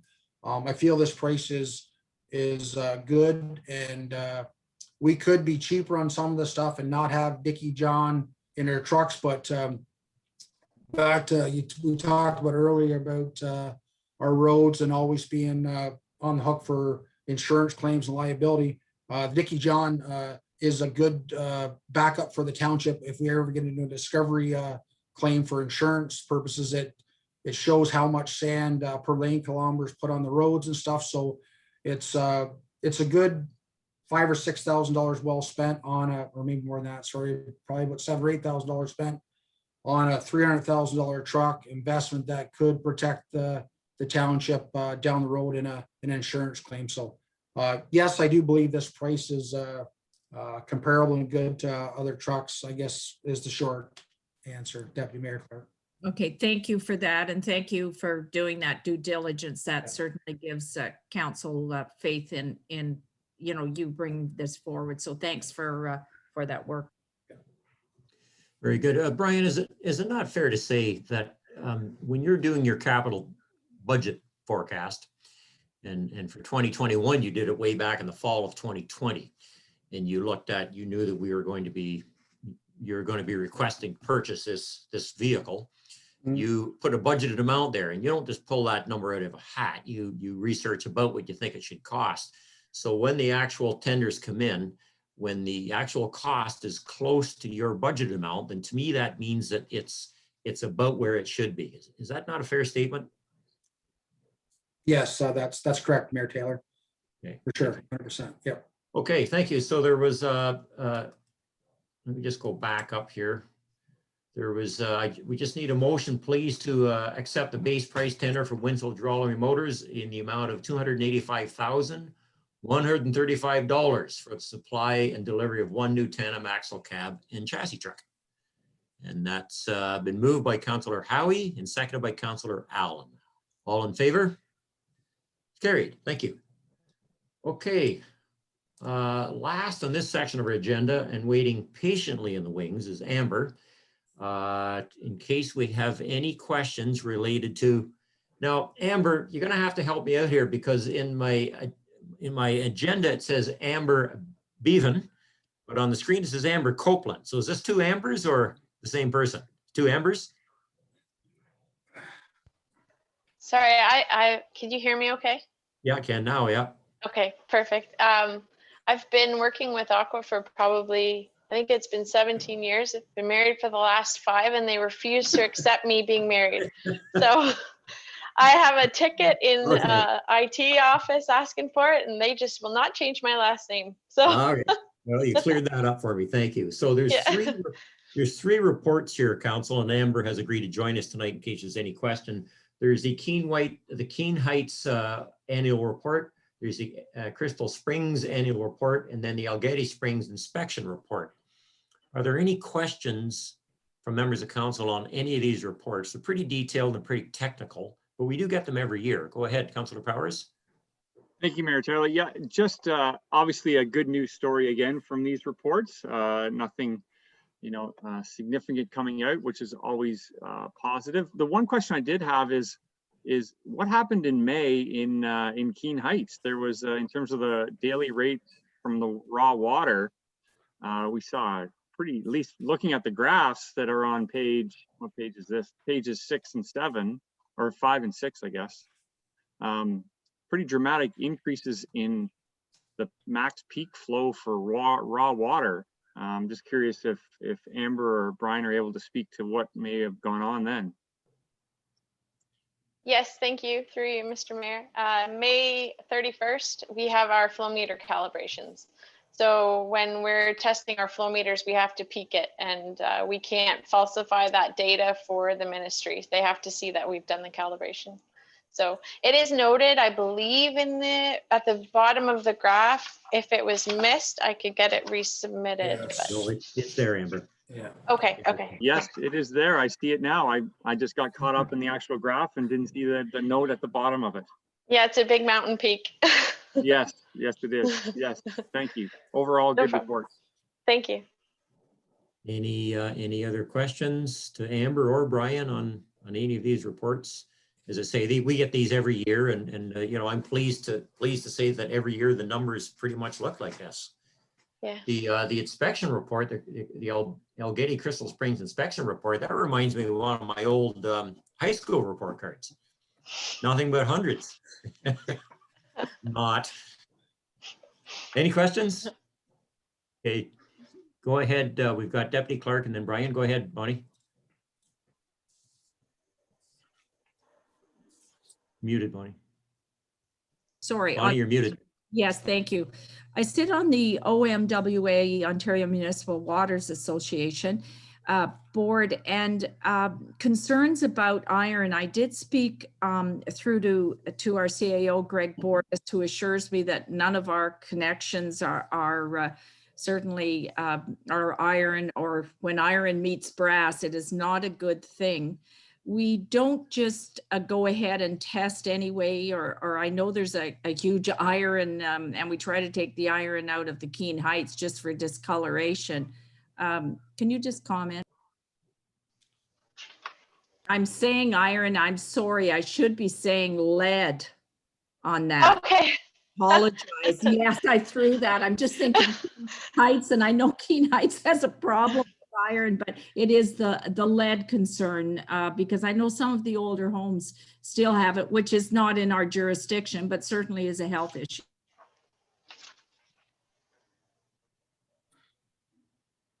Sorry, Brian, I didn't know if you Go ahead, Brian. Yeah, I'll just speak to, again, back to the lead and stuff and the lead pipe and that, and Deputy Mayor Clark's right. Some of the older homes may have it, but one thing that Otonabee does, and a lot of the places around here do not have it in their infrastructure. It's usually, the copper or the poly now, where, in the city of Toronto, the city of London, some of these bigger cities that have been around for a long time, they do have a problem with old lead pipe in the ground and stuff like that. So as far as the township of Otonabee-South Monaghan, any of the infrastructure in the ground on our side of it is not lead piping.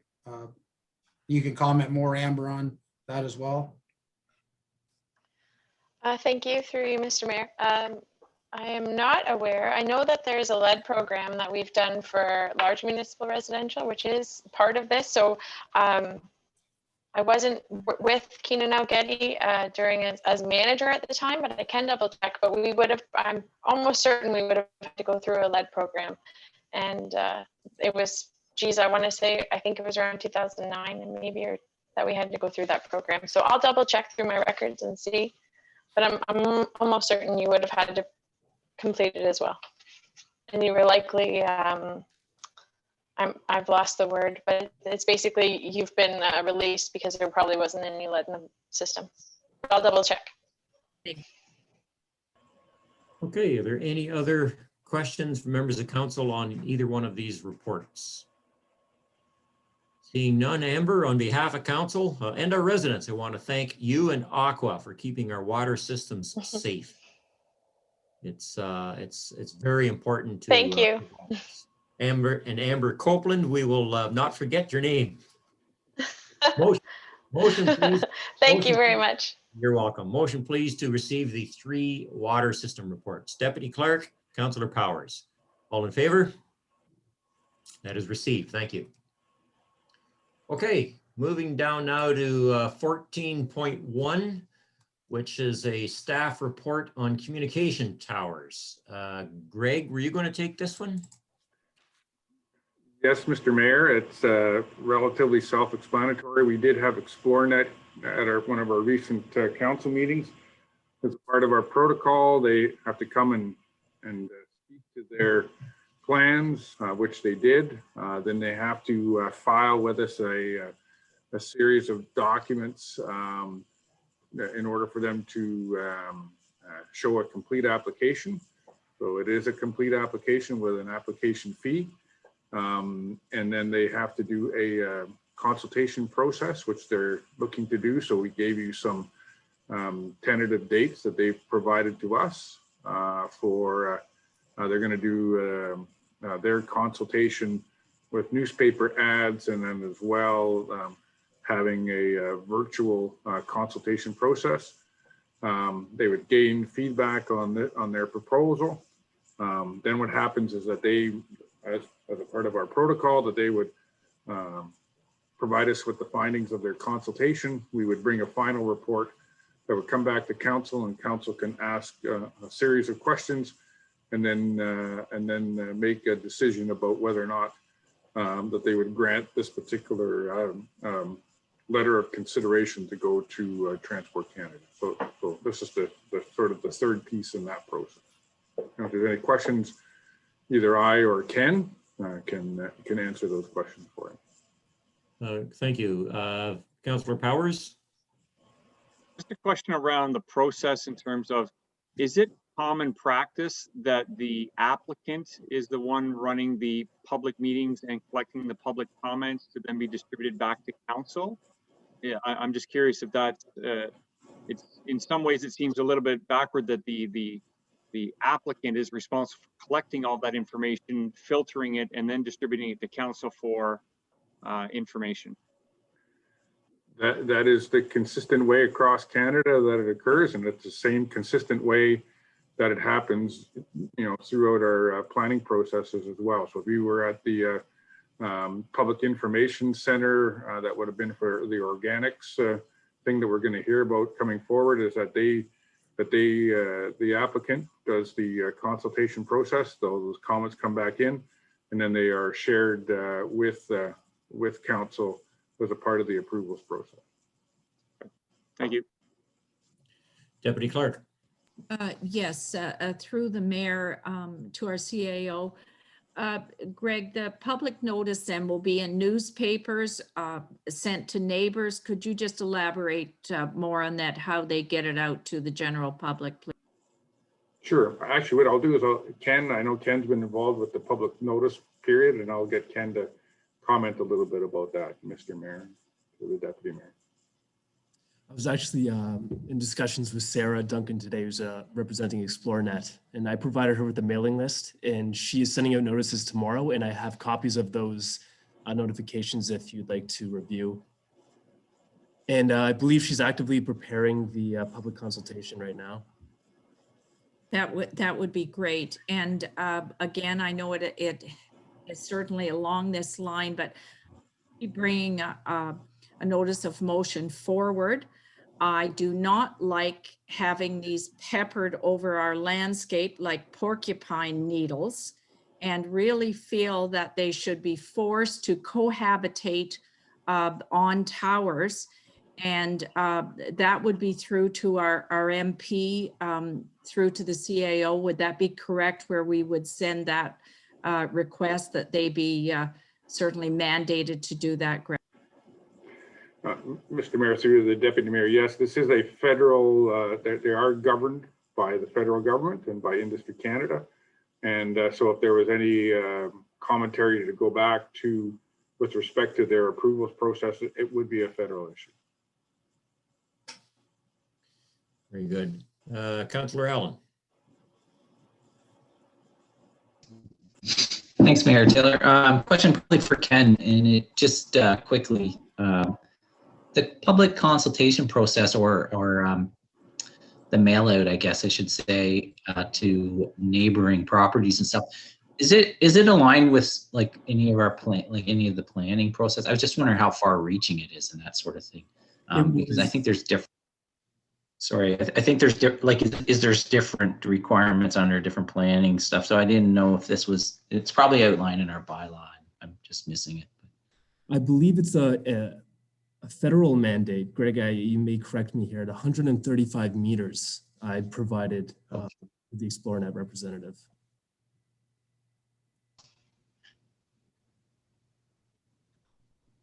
So all residents, okay, thank you. 135 meters. So just to clarify though, Ken, notices may be sent out to residents within that 135 meters, but there's a public notice put in newspapers, and I'm not sure where else it goes. And it's certain comments are certainly not limited to those residents within the 135 meters. That's correct. I should have expanded on that. I believe it was going in the Peterborough Examiner. Greg, maybe you can.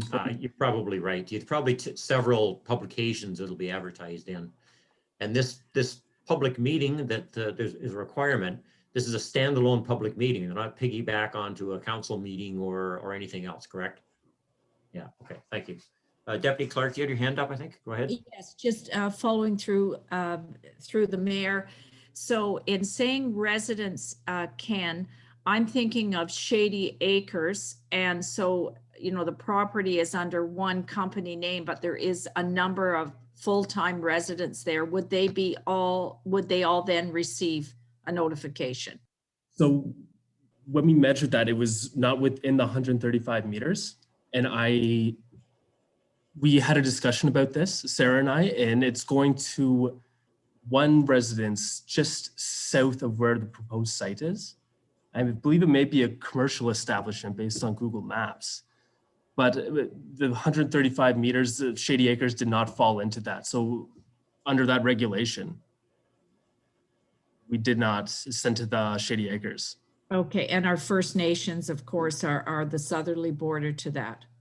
Yes. Any other questions to Ken on this?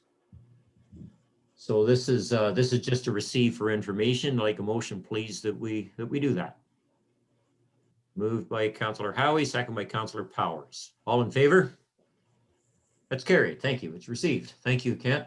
The development planning update, which I don't know whether Greg or Ken's going to take this one, but it's nice to see that this report is getting smaller. Yes, Mr. Mayor, and through to the members of council. So we tried to give a little bit of an update.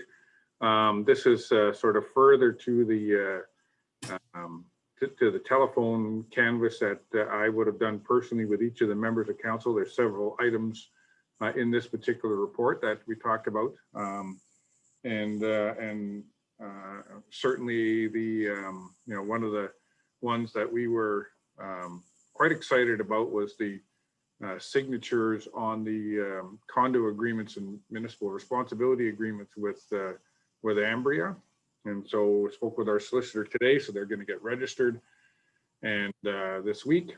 And so we should be hopefully off to the races.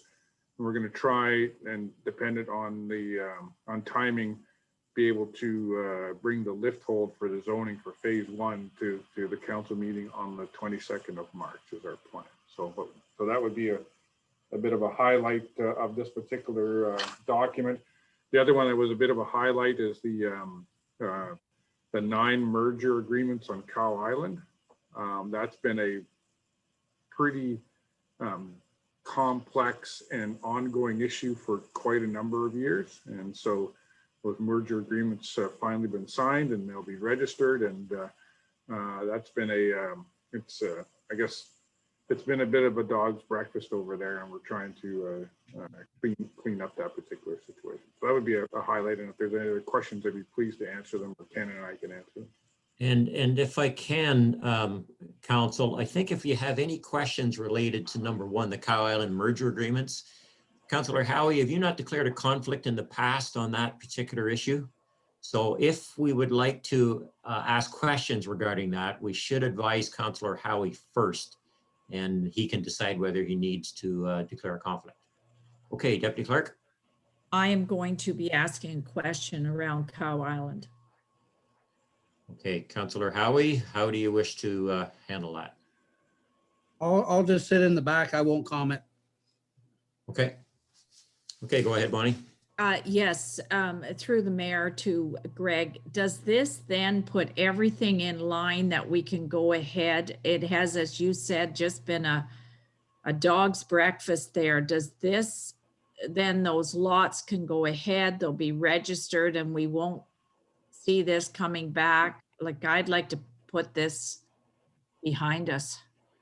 That was the Mr. Mayor, through the deputy mayor. Yes, this is the final piece to the process. There were there were 9 merger agreements that were put in place with 9 different owners. There are a couple that had come before council that I think there were 2 of them that have lapsed. So we'll have to with those particular property owners, I'm sure they'll return, but the majority of them have all been signed.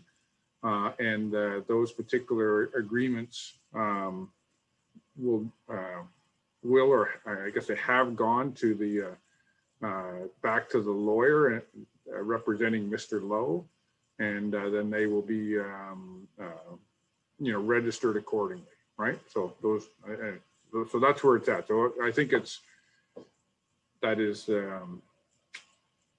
would be the conclusion of the legal process. Go ahead, Bonnie.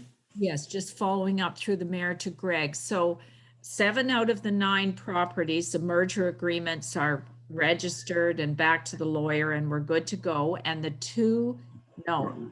Be 9 out of the 9, and there was 11 in total. Okay, thank you.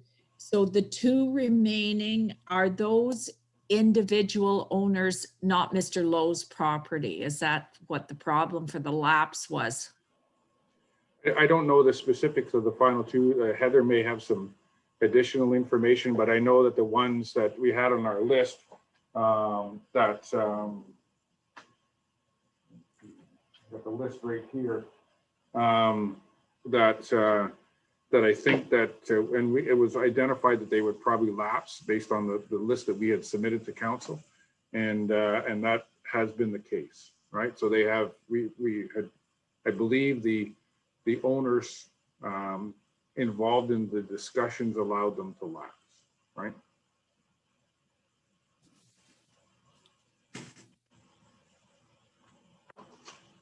Muted, Bonnie.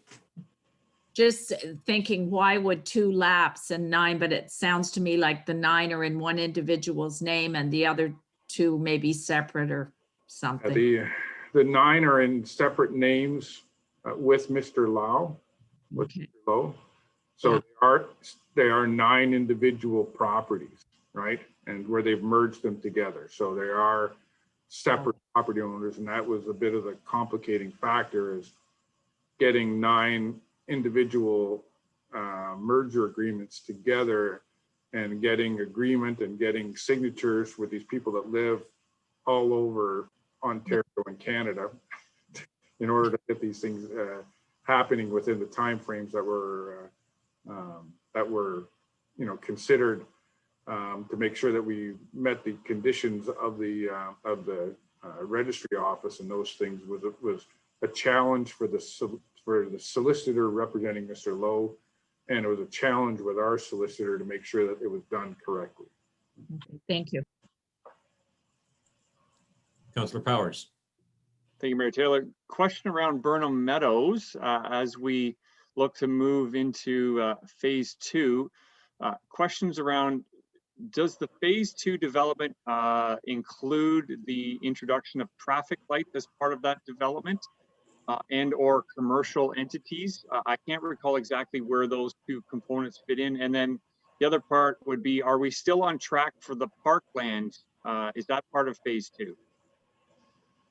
The first question is yes, there are traffic signalization, and that was an agreement between the developer and the city, Nick. And I know you've got some issues around that, so I'll just sort of leave it at that. The second issue about the park, it's unrelated to phase 2, and Mike and I have been working away on the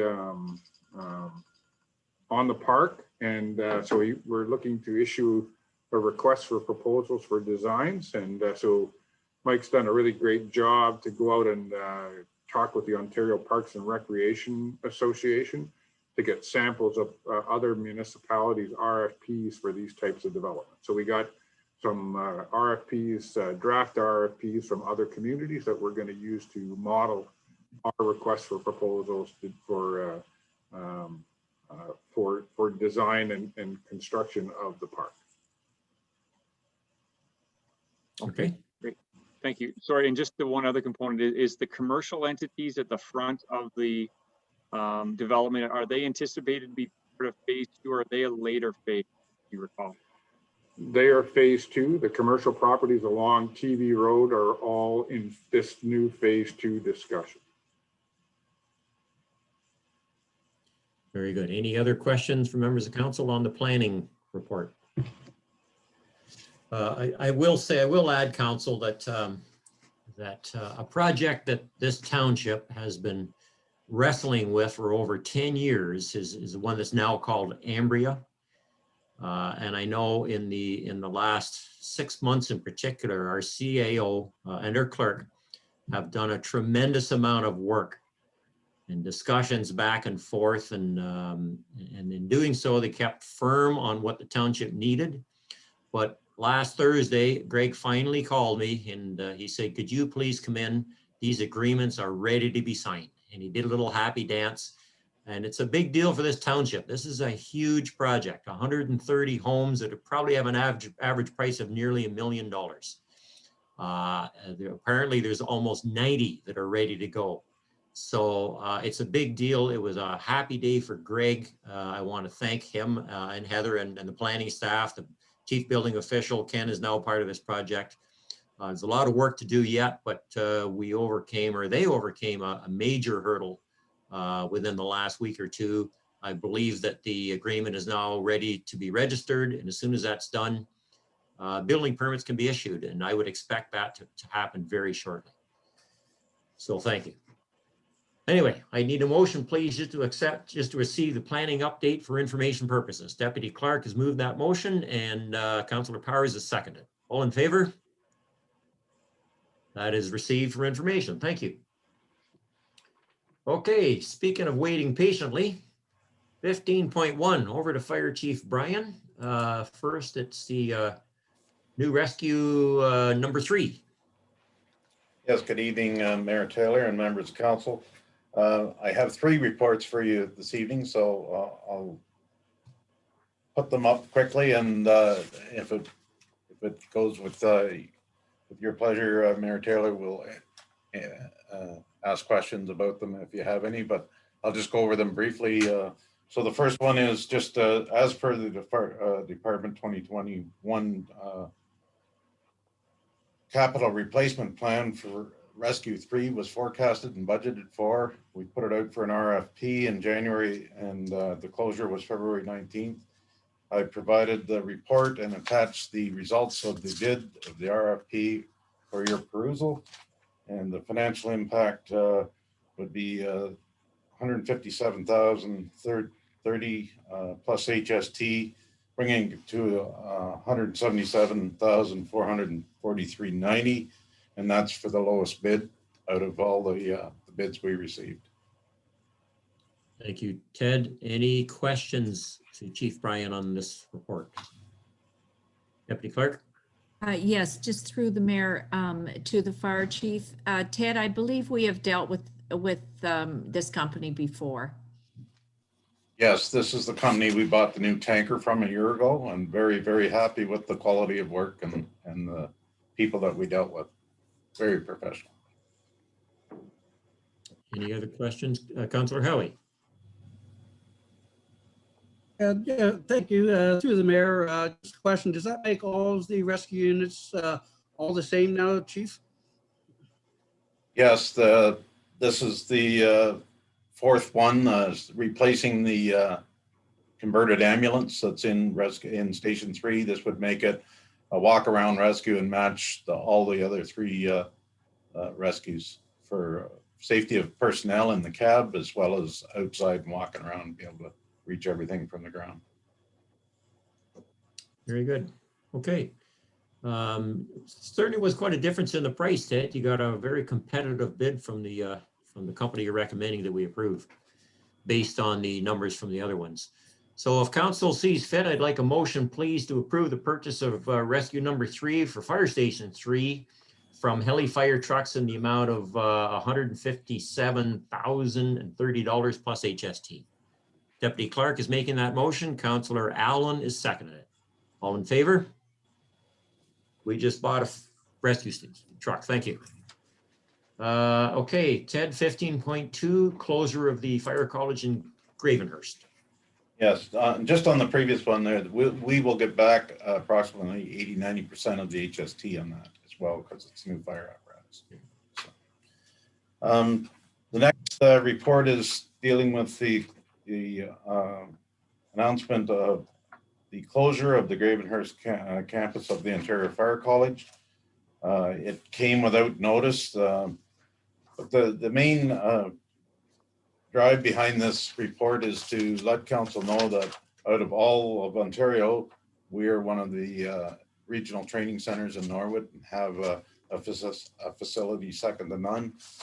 We just upgraded a year ago with the propane props in the tower of about $250,000 we spent on that.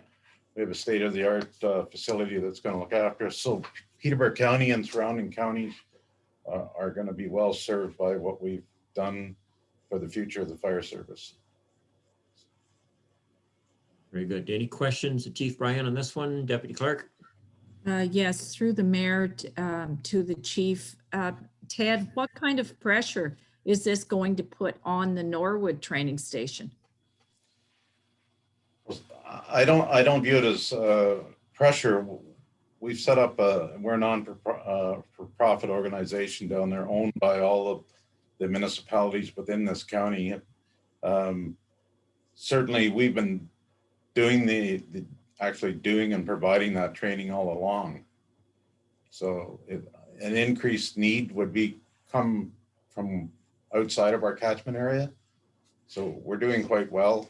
We're one of the few centers that has been successful in Ontario and continue to do so. So we're in financially sound as long as the support, and that's the purpose of the report, is as long as the support continues.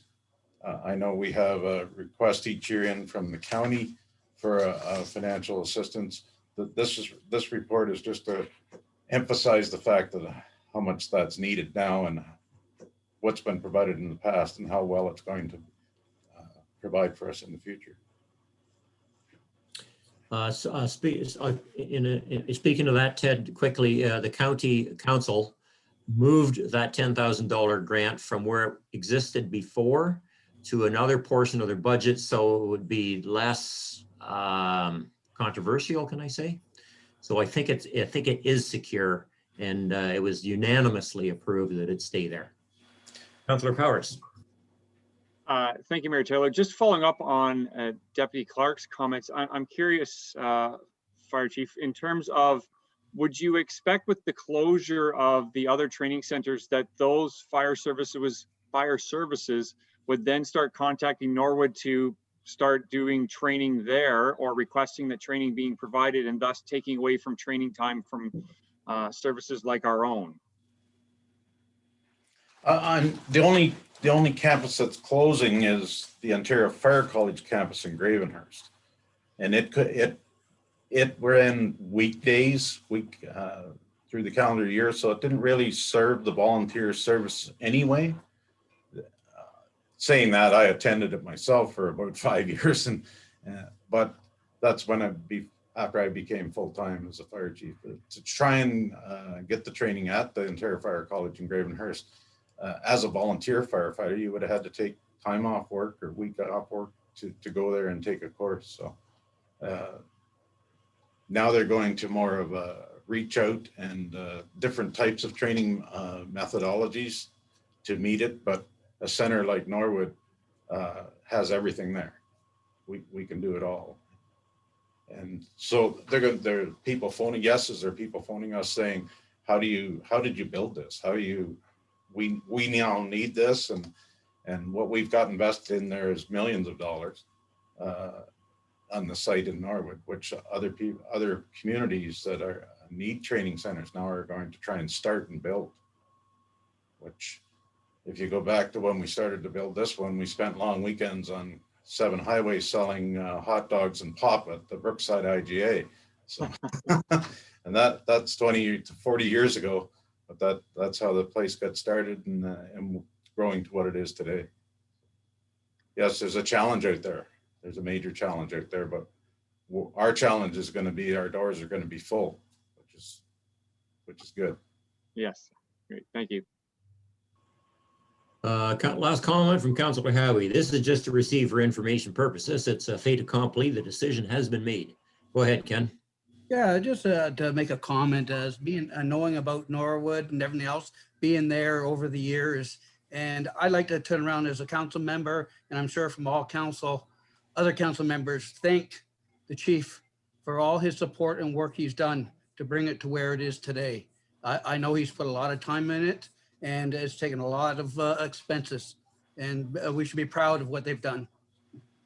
Very good. Good comment. Yep. Yeah, you're right. Ted's been a champion of that thing right from day one.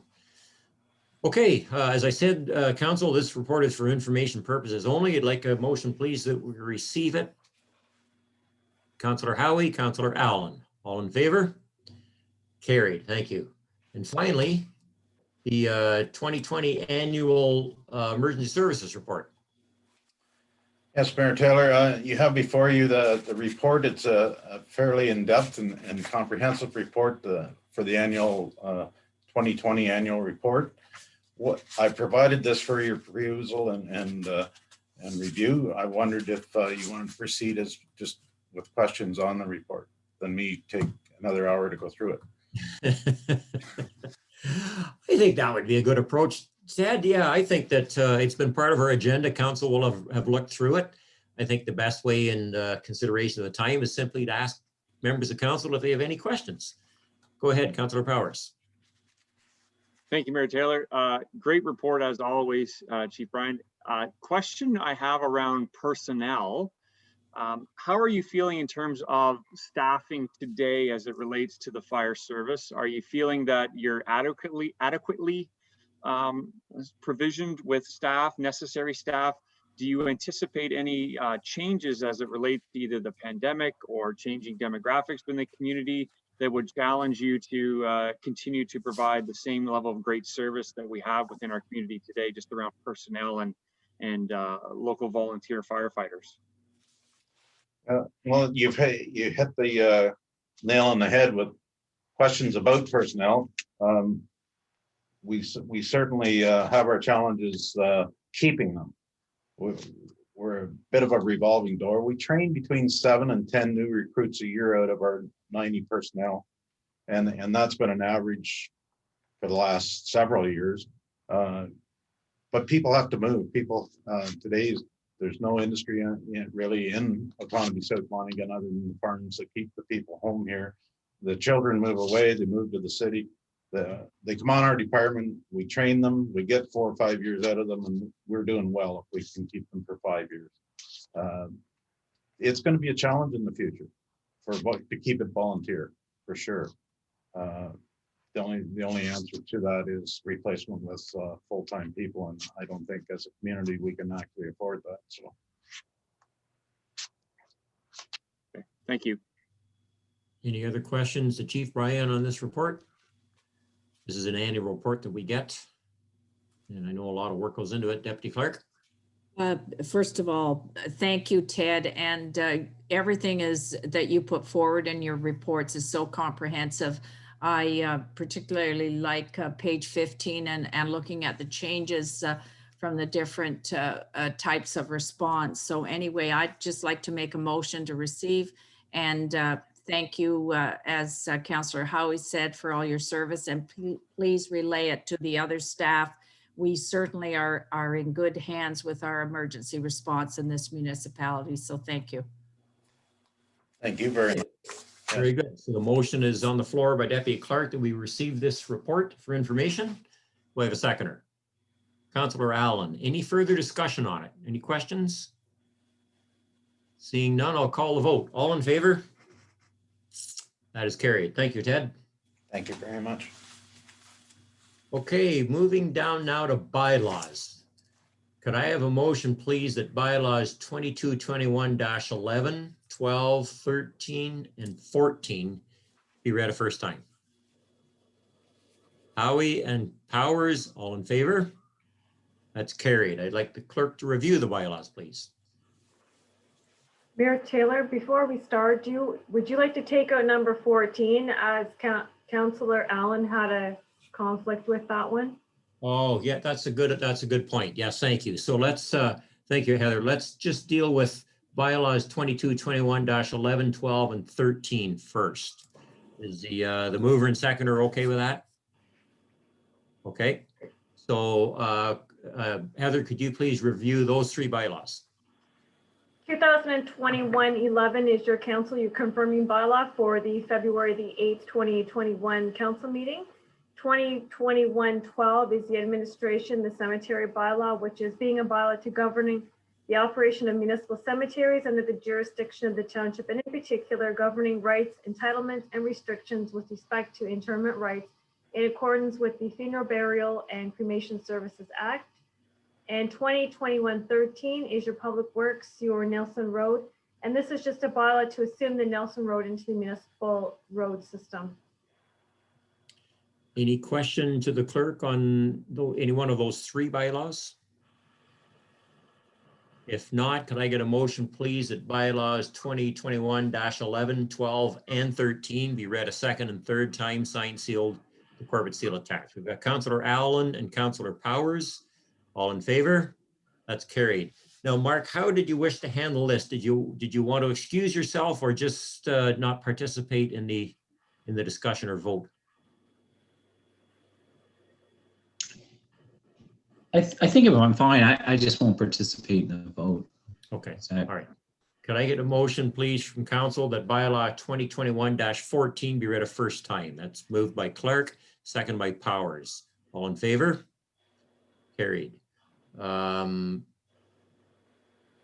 It's a, you want Heather to review it for you. It's a zoning bylaw amendment related to the public meeting application we had tonight.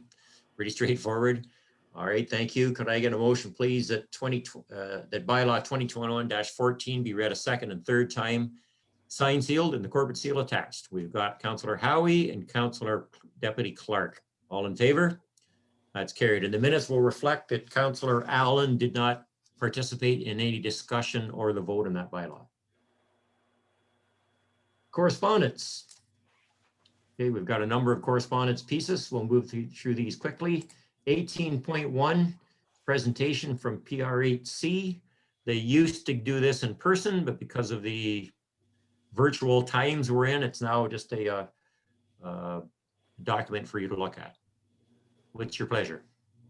Deputy Clerk? Motion to receive. Motion to receive by Clark, seconded by Councillor Allen. Any discussion on it? All in favor? That's carried. Thank you. City of St. Catharines, Universal Sick Days. What's council's pleasure on that one? Councillor Allen.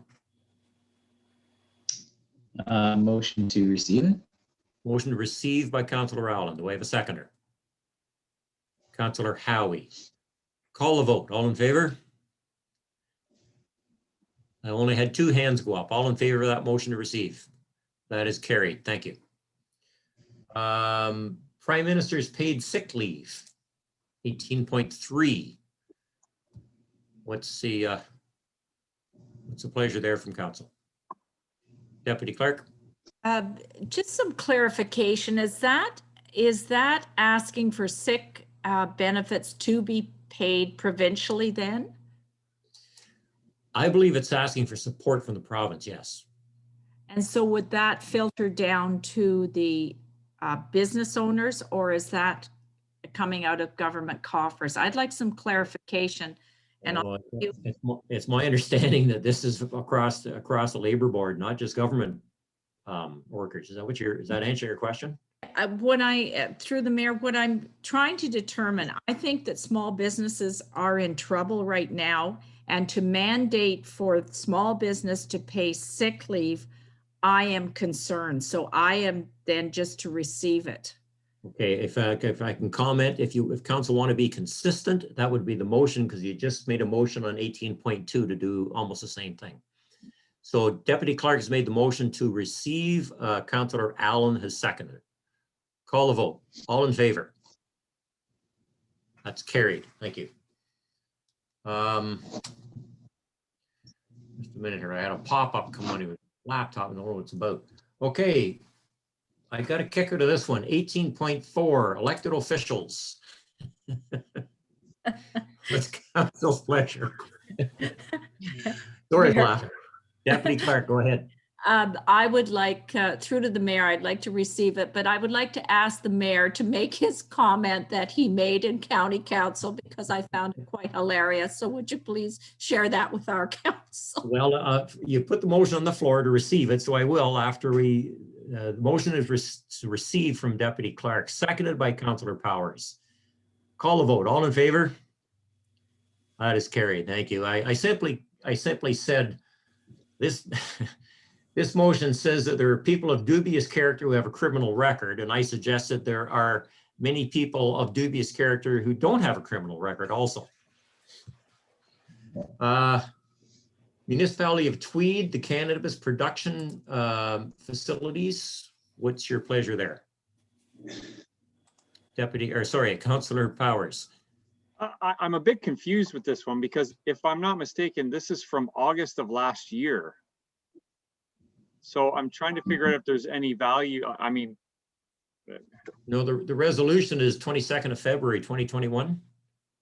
But I'm reading up above, be it resolved the council passed by the municipality of Tweed on August 25th, 2020. So I guess I'm confused. The municipality of St. Charles versus the municipality of Tweed. What is this for? I couldn't quite understand. Is it Tweed or is it? I St. don't know. Charles? I don't know, but I'm going to offer some advice. If we're confused, we're probably best to just receive it. That's exactly what I was thinking. All right. Seconded by Councillor Howie. All in favor? Receive. Thank you. Okay, Guelph Aramosa advocacy for municipal freedom or, yeah. What's your pleasure there?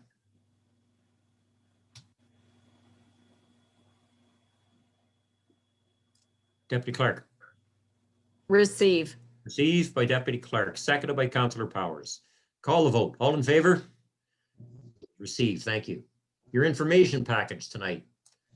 County of Peterborough Statement Rehousing. This is simply a letter that was drafted and sent to the city from the County of Peterborough. We have asked representatives of the housing to come to our next county council meeting to provide some more information and some background. Go ahead, Deputy Clerk. Motion to receive. Receive, seconded by Councillor Powers. All in favor? That's carried. Thank you. MMAH funding. Receive for information. Yep. Always welcome news to receive. Councillor Howie has made the motion and Councillor Allen has seconded. Call the vote. All in favor? Receive. Thank you. Okay, we have nothing. Do we have anything under other matters? I have nothing. Nothing in closed session. We just simply need a motion to adjourn. We've got Powers and Allen, and we are all in favor. Thank you, council. Good meeting. Good discussion. Good night, everyone. Good night. Thank you.